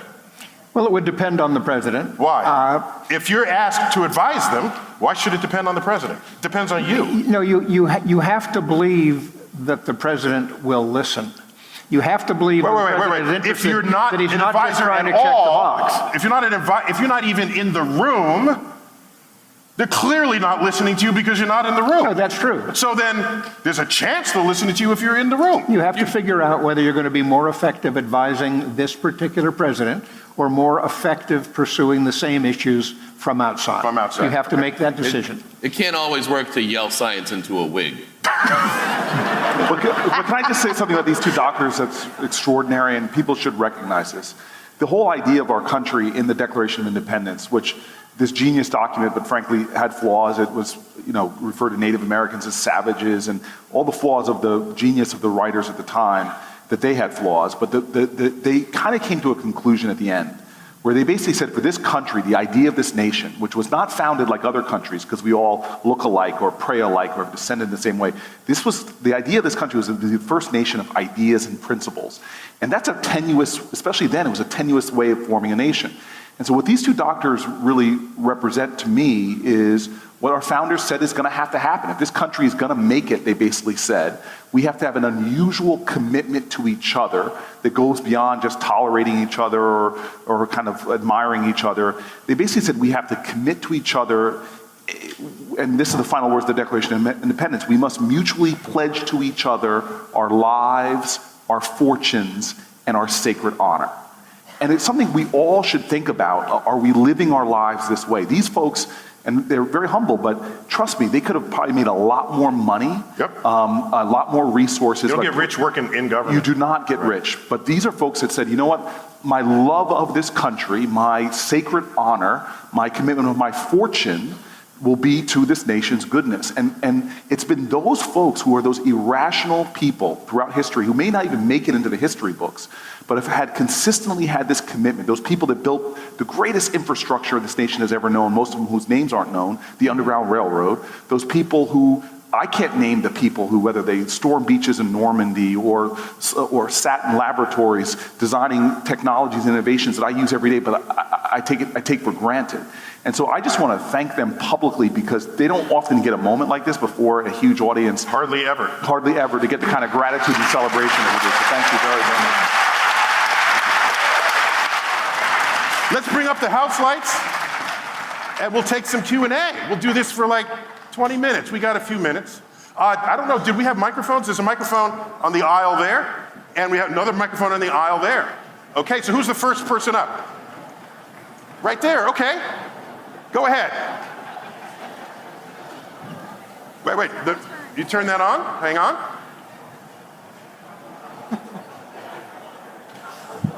Yeah, we got it now. Go ahead. We know how black Wait. How old are you? 6. Wow. Wait, how old are you? 6 years old. You're 6?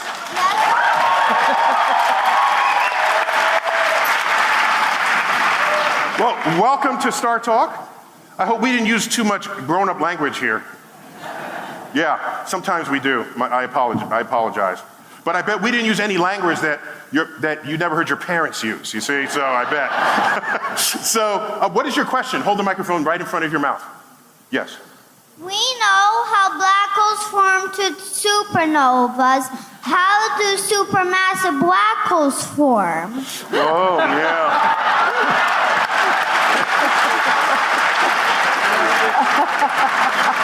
It's a little off topic, kid. Senator, can you answer that for me? High mass stars, when they die, they leave behind a black hole as a remnant. You want to avoid that, but there'll be many of those across the galaxy, but there are black holes that are much more massive than that, one per galaxy in each galaxy center. And those we call supermassive black holes. And we don't really have a good idea of how they formed. So I can't help you. But if you are asking that question now, okay, here's the challenge. When we are born, the parents spend the first few years teaching us to walk and talk, and then they spend the rest of our lives telling us to shut up and sit down. Clearly, in your case, your curiosity is burning within you. If you carry that curiosity into adulthood, you may be the first person to discover how supermassive black holes occur. Right over here, yes. Yes. Whoa. Hello, Dr. Tyson, Senator Booker, everyone there on the panel. Thank you very much for coming. My question, well, firstly, let me say, Dr. Tyson, you said that you don't believe in hope, and I want to say something that we've all probably heard since before Christmas, is that revolutions are built on hope. So also, I wanted to ask Senator Booker, you had mentioned about the Superfund sites that we have throughout New Jersey, and I wanted to also discuss with you, since this is the Garden State, and we like to do a lot more of our own gardening, and you had mentioned trying to return more to a plant-based diet. Many of the things that we use in our own yards are not good for the environment. They're not good for the food that we're eating, and they're not good for the things that we use in our own gardens. And what are you doing as a senator to help us bring more ecologically sound and more environmentally sound things to our own gardens that are not being, pushed as they should be?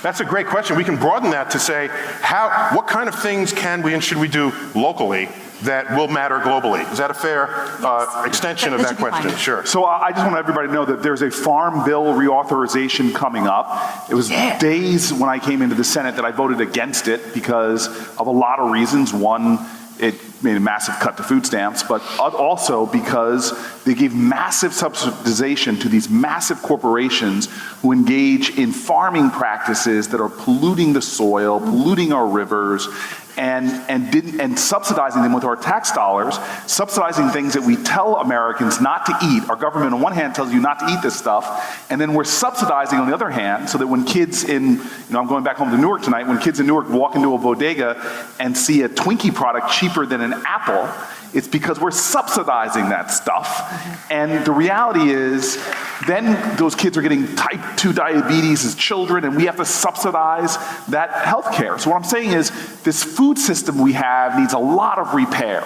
And so what I believe in, exciting me that you're answering this question, I started it when I was mayor, is I love this idea of locally grown, locally sourced things, and we should be encouraging that kind of agriculture in our communities. The Farm Bill actually got some stuff in there. I think that was good about locally grown organic stuff, but I think more of it should be. So the end of the answer I would say is, find out what's happening with this coming big reauthorization bill. Let's work together. You're one of my constituents. Reach out to my office. I have a group of people that are very passionate on my staff about this Farm Bill and what we could be doing to support the kind of local farming you're talking about. Excellent. And New Jersey is one of the leaders in local farming. I love that you know that. Urban farming. Yes, yeah. We're in local farming, we're a farm state, and urban farming. In fact, when I was mayor of Newark, we created Newark as the largest urban agriculture. Urban farming? Yeah, oh, absolutely. That's a thing. Acres and acres. It's a good way to banish food deserts, and exciting stuff is happening in urban farming. Roof gardens. There's a company in New Jersey called Aero Farms, which uses very little vertical farming. All these innovations, less water. It's really exciting stuff. Let's see if we can answer our questions a little quickly because we have 1,000 trillion people online. Yes, right here. This one is for everyone, but especially Joe as a female scientist. I have 3 daughters, ages 12, 10, and almost 4. And they start off really inquisitive, and the 6-year-old, and they want to know about black holes. And my daughter, my oldest, is in middle school now, and she has won in her elementary school her science fair, and she thought it was the coolest thing, and still into science. And now in middle school, you could see that tapering off, and a disinterest for females especially, but for her in science. And how do you propose that we keep that curiosity, as you have said? And especially for women, because women don't make up. I work in a job who doesn't have a whole lot of women either, but that's a construction. How do we keep the women wanting to do science when they're not encouraged to do so? Well, I think that's a great question, and we can all play a role in that by encouraging girls to do it and showing them role models. One of the reasons that girls turn away from science in middle school is they're starting to come to grips with being women, and they think, well, I have to be a woman or a scientist, because they often don't see examples of normal, healthy, exciting women that run marathons or have kids or do whatever it is that women do. And so one of the things we worked on in the White House and that I continue currently is how do we change the image of science and technology in Hollywood? And I think they can play an enormous role in inspiring our girls and minorities to be scientists just by showing the whole breadth of scientists and the jobs that they do. So it's a great question. On a small scale, we could just encourage them and show them examples. Yes, over here. Hello, my name is Emily. I've spoken to you once before. You probably don't remember me. But I know this is slightly off topic. I was wondering if I could have your autograph. Talking to you? No, she's talking to you. Talking to me. Yes, oh, my autograph. Oh, yes.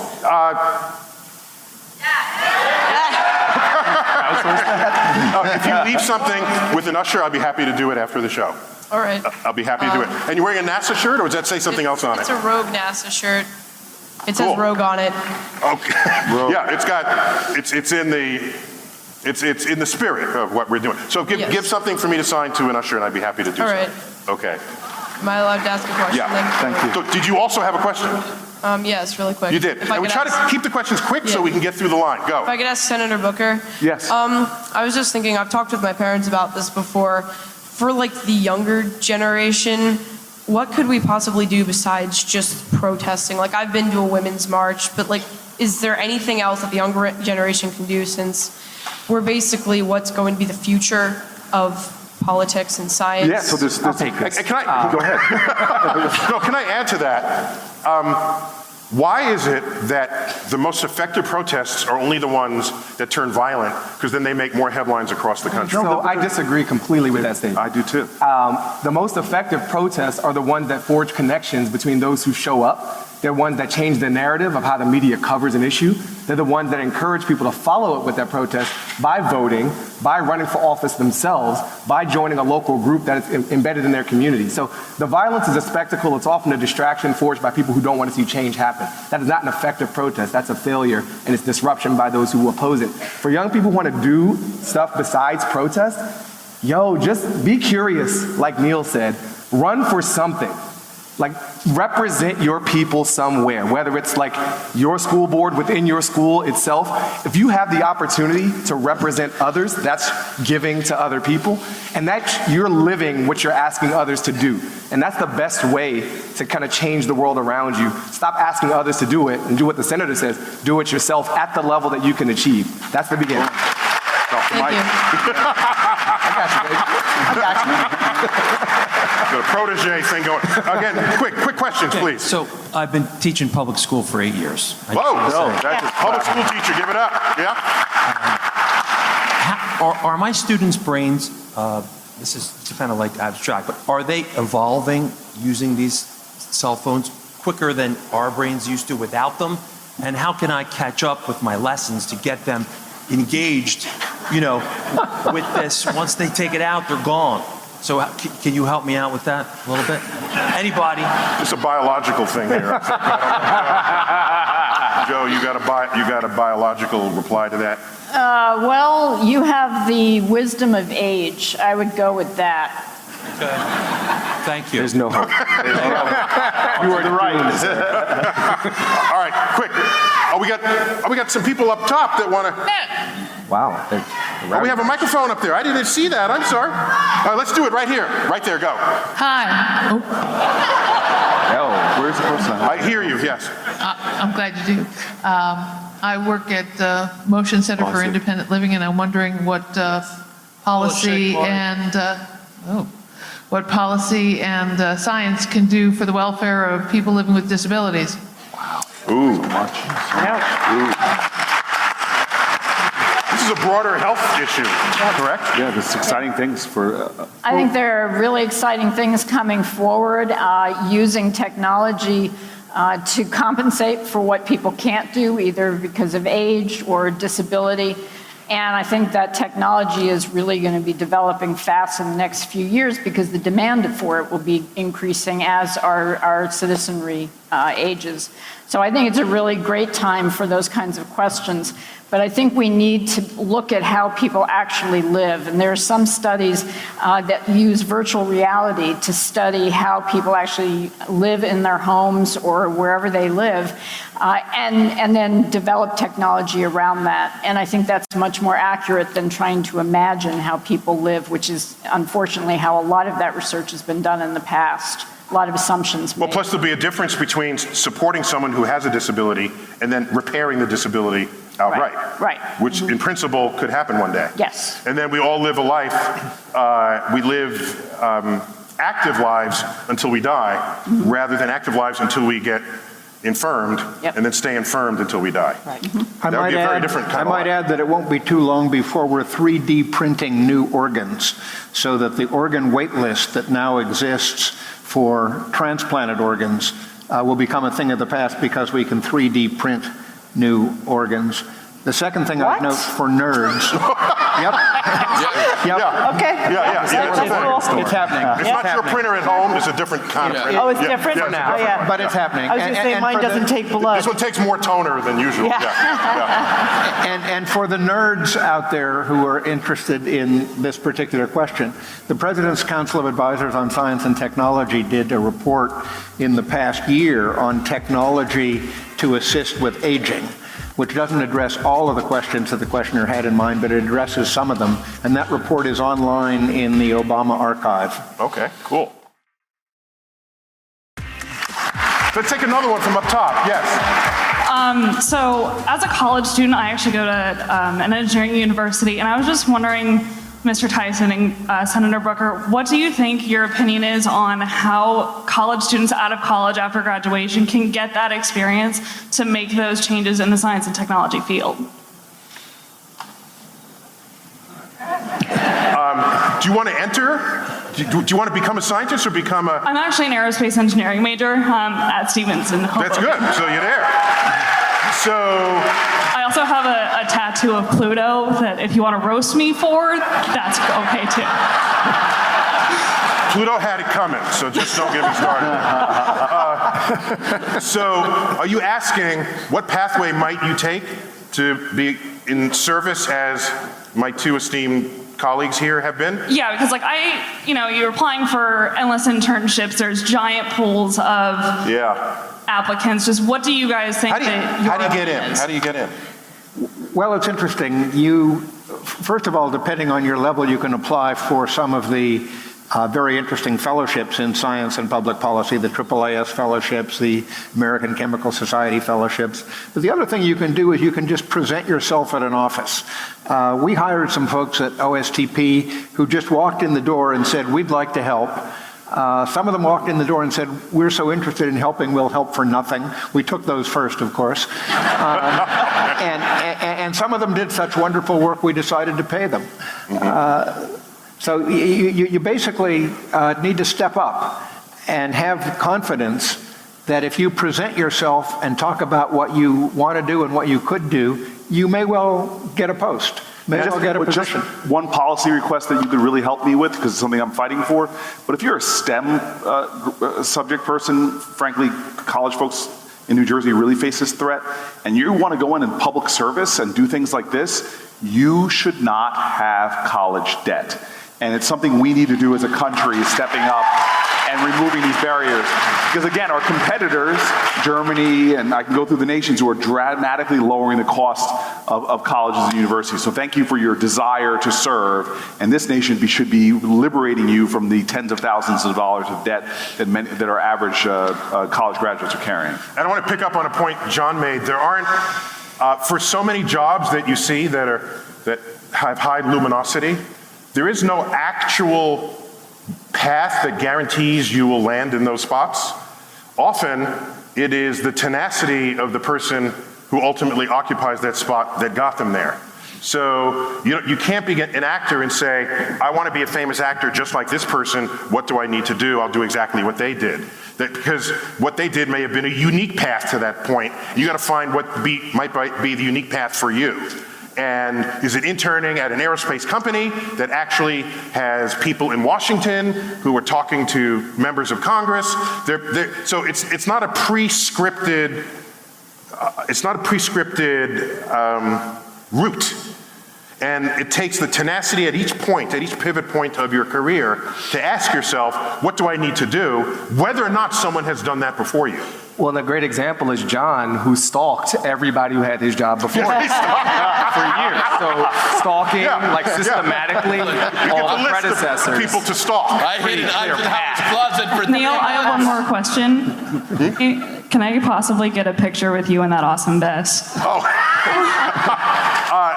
Here it is. Do it now. Selfie from a distance. Come closer afterwards. I'm wearing a shirt with your face on it. Oh, wow. Yeah, so almost every shirt that exists out there with my face on it is like bootleg.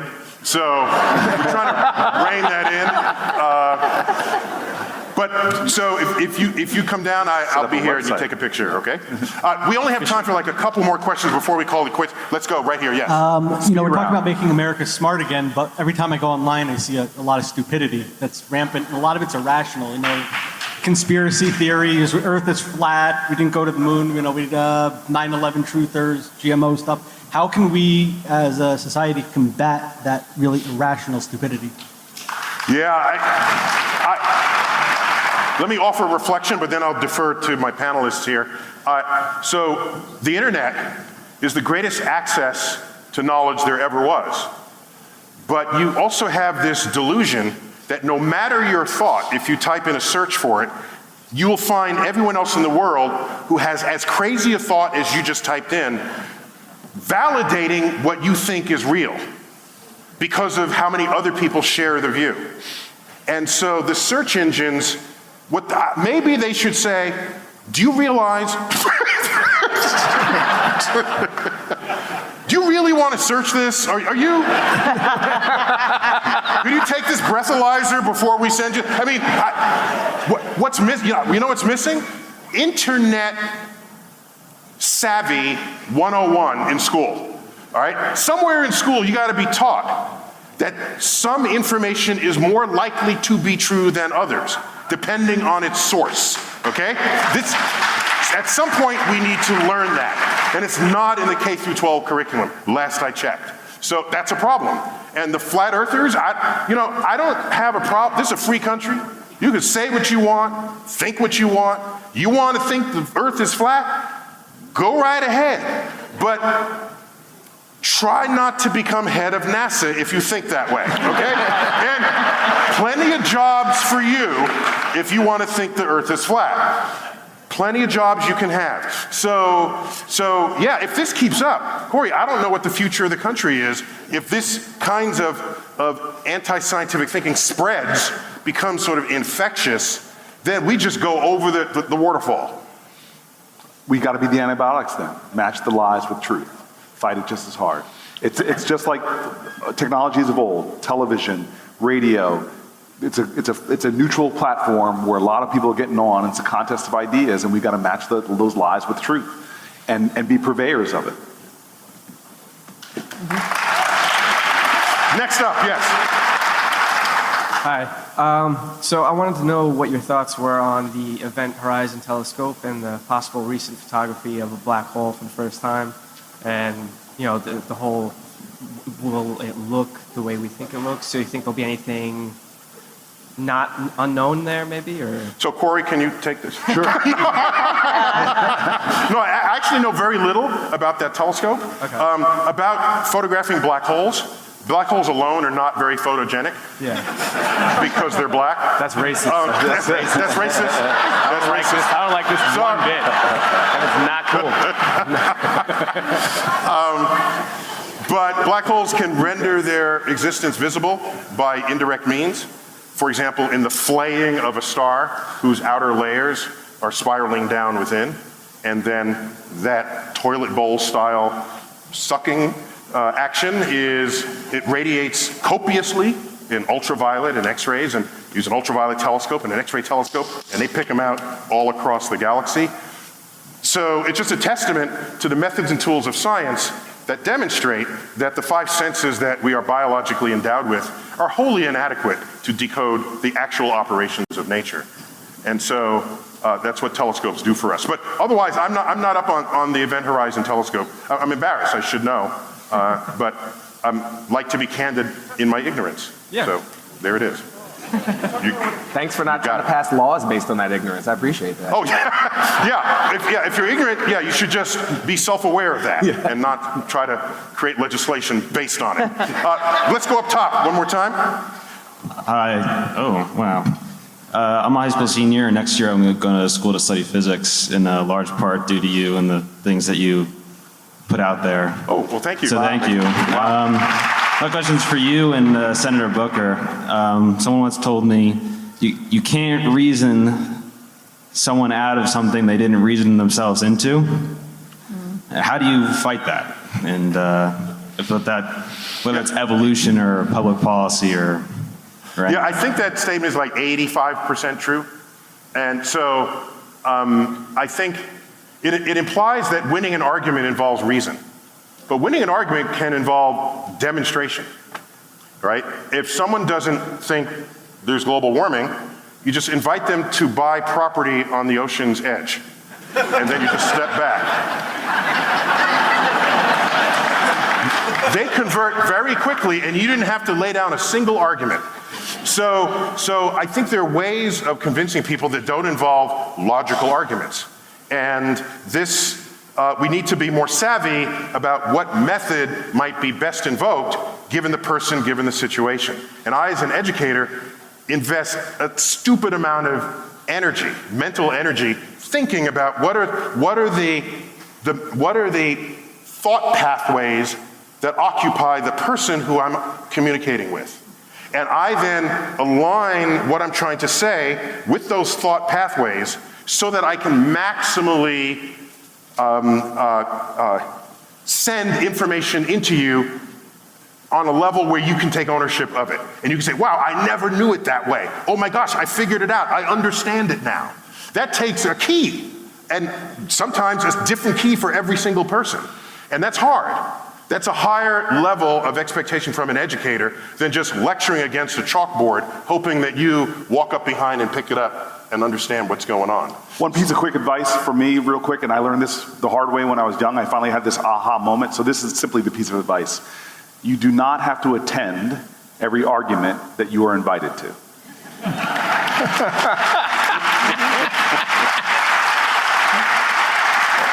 We've got another person here. By the way, you have one of the very few official shirts issued by Startalk. Yes. That's awesome.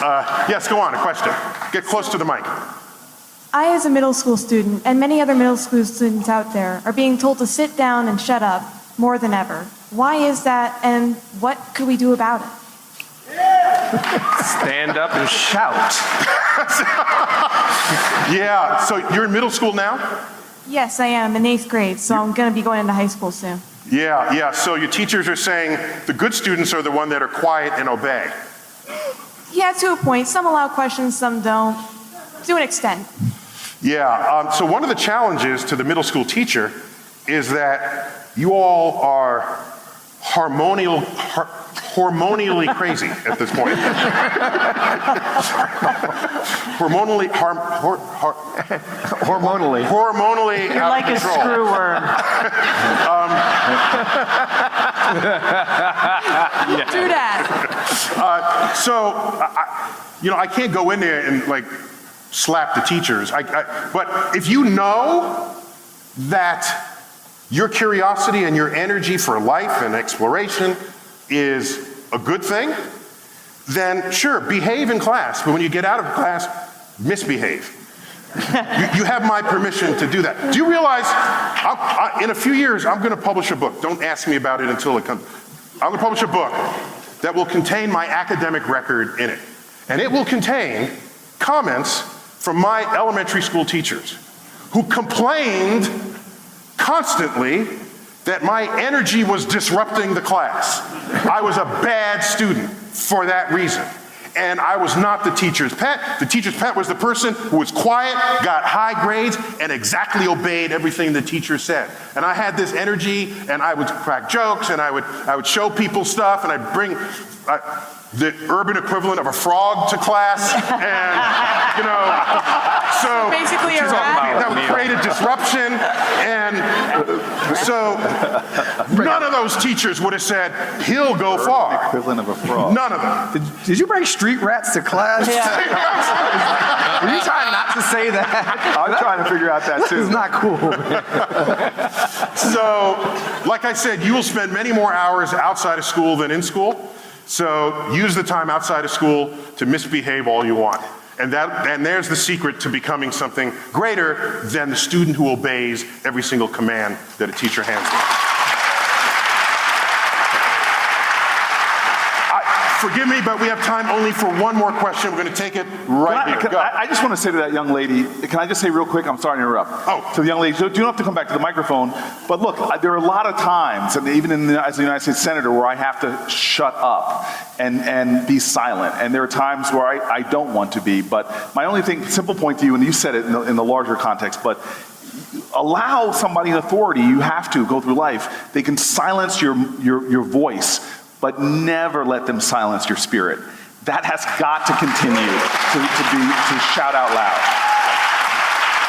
Ladies and gentlemen, the last question of the evening. I'm sorry for everyone else online. Yes, go. Hello. So I wanted to ask a question about microbiology, something that you would. There we go. So I'm in an honors lab bio class for freshman year. So we have a current event that we have to do every 15th of the month. So I found one that had to do with bacteria in your mouth could have something for your risk of cancer. And it mentioned microbiology in there, and I wanted to know how could it affect cellular division and something like that. Well, I don't think we know the answer to that in that specific case, but there are a lot of proposals for how bacteria would be influencing things like cell division or cancer or other events. And partly it's the things they produce. They produce chemicals, and those chemicals can then induce cells to do different things. And in other cases, it's because they allow some other organism into the human system that then induces something else. So there are a lot of different mechanisms, some of them not so direct, but we, I think, are beginning to understand a little bit more about those. One that came out really recently was really interesting, that bacteria that get out of the gut sometimes, because of permeability in the wall, sometimes will incite an immune response that ends up killing a tumor. So that's the kind of thing nobody ever anticipated as being a mechanism for suppressing cancer. Also recently, didn't you not you necessarily, successfully create a poop transplant? Fecal transplants? Yes, I was hoping you would talk about the fecal transplant. Yeah. Yo, hit him with it. You take poop out of one person and put it in another person, it makes them better? Yep. Yeah. That is nasty. I've done it. It's Not literally. So these microbiomes are doing way more than we ever imagined. absolutely, and keeping us healthy is the biggest thing they do. So remember that next time someone calls them germs. We'll call them microbes. Microbes, good microbes. And wasn't there a book called Microbes and Men? Yes. But it was, I think, retitled Microbes and Women. Microbes and Human Beings. There you go.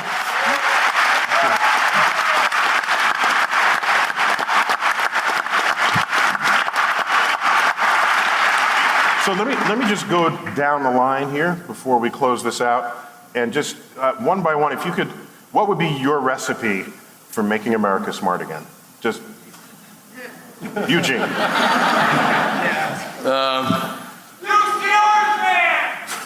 I don't know what he said. Yeah, I guess voting. Voting for science, and also I think things like the Science March. I think being active and being. I'm optimistic in the end. I think that you can forward good things, and over time it will work. Is sort of. So I think Science March and these immigrants are so hopeful. I am very hopeful. I'm also sitting on a stage with you guys joking around. So I totally immigrants, they get the job done. I believe in the American dream. I adore it. Ophira.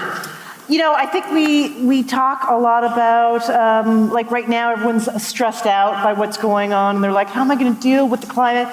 Self-care. I'll go to do some meditation and yoga.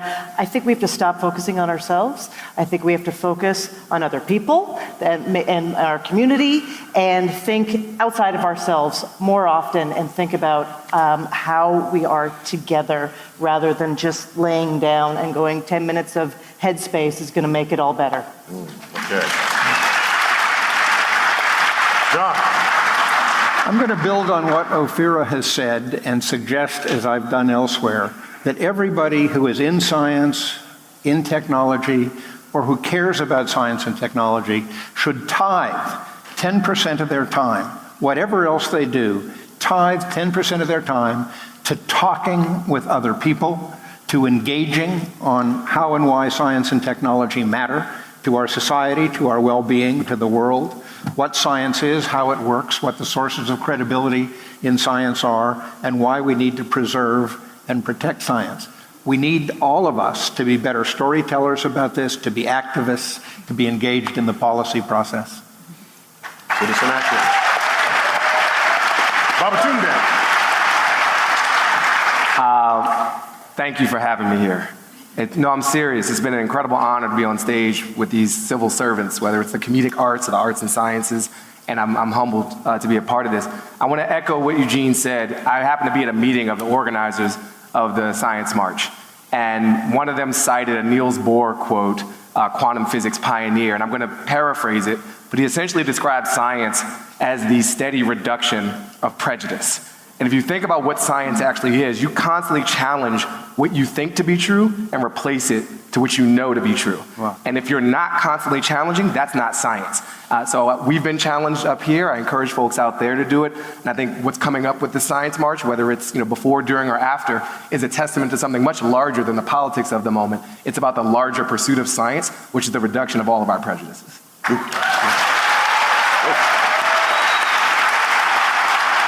Corey. I guess I just would encourage people to, as Eugene said, to be people of hope. But what I mean by that is I think this last 100 days has been some of the most hopeful period in my time as a senator. And it's not because the situation looks great, but I spent 8 years living in these high-rise projects in Newark, and the tenant president there who had her son murdered in the lobby of the building in which I lived in, she was one of the most hopeful people that I met. And basically what she taught me was that hope doesn't exist in the abstract.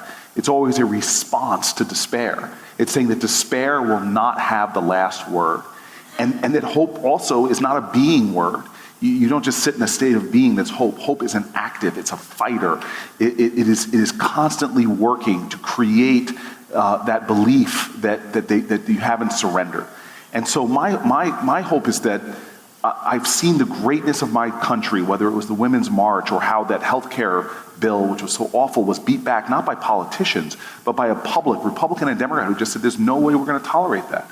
And so right now, my prayer is that everybody remembers those 10 two-letter words, that this country will succeed or fail based on those 10 two-letter words. And those 10 two-letter words is, if it is to be, it is up to me.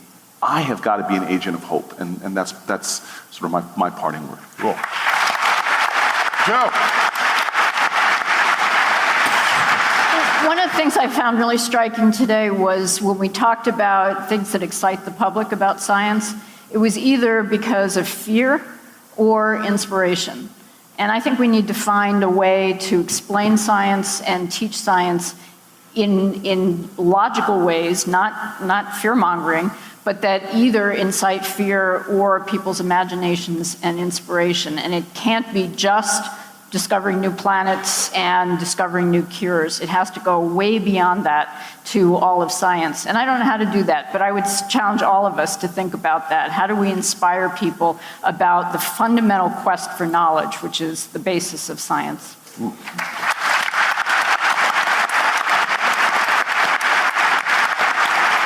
If I could offer some final reflections here. You guys said almost everything I would have said, so you really left me with nothing. I got nothing now. But let me share with you, personally, I try not to have hope, because hope is the confession that you have no control of the outcome. And I don't ever want to cede that to a word. I want to say to myself, there's an outcome that I have some access to, some control over. And let me reiterate again why I don't beat back politicians. There's something else deeper than that. And in our K through 12 system, what do? I think we view students as these vessels where you unzip their brain, their head, and pour information in for 12 years. And then you zip it back up, hand them the diploma, and send them off. And so we think that being educated is knowing stuff. When somewhere in there, one ought to be taught how to question knowledge, how to evaluate information and evidence. These are the foundations of science. We don't even have to call it science. Let's just call it curiosity. Because what is a scientist but a kid who never really grew up? Right? It's a kid who in adulthood retained childlike curiosity. And when you retain childlike curiosity, anything that happens before you is up for questioning. And you say, well, why are you doing it that way? Can it happen this way? Well, let me research that. And if you, in addition to being trained how to think about information, if somehow we can retain your curiosity from childhood through adulthood, retain that curiosity, then you become lifelong learners, lifelong inquisitors, because we will spend many more years outside of school than in school. How many people do we know, if not among ourselves, the last day of school, you take your books, throw them into the air and say, school's done, as though that's the state you want to be in, where you no longer have to learn? That's a failure of the educational system. You should come out of school and say, gee, I'm still curious. Can I go back in? Or there's some ways I can keep learning. And I think that if we breed an entire generation of people that are curious into adulthood, then you will never elect someone who just states things that are not true. That would never happen, okay? Because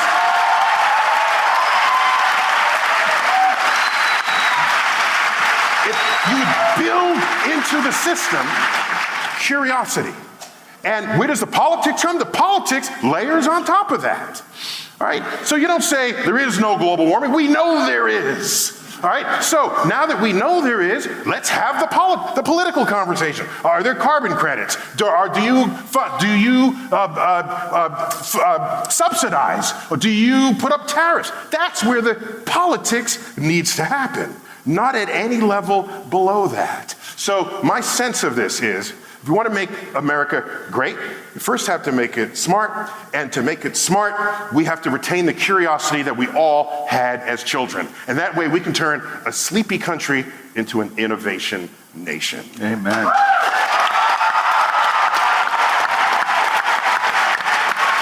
Bank, New Jersey, this has been Startalk. And I've been your host, Neil deGrasse Tyson, and my guests, Babatunde, the Senator, Joe, John, Elvira, Eugene. Thank you all, New Jersey.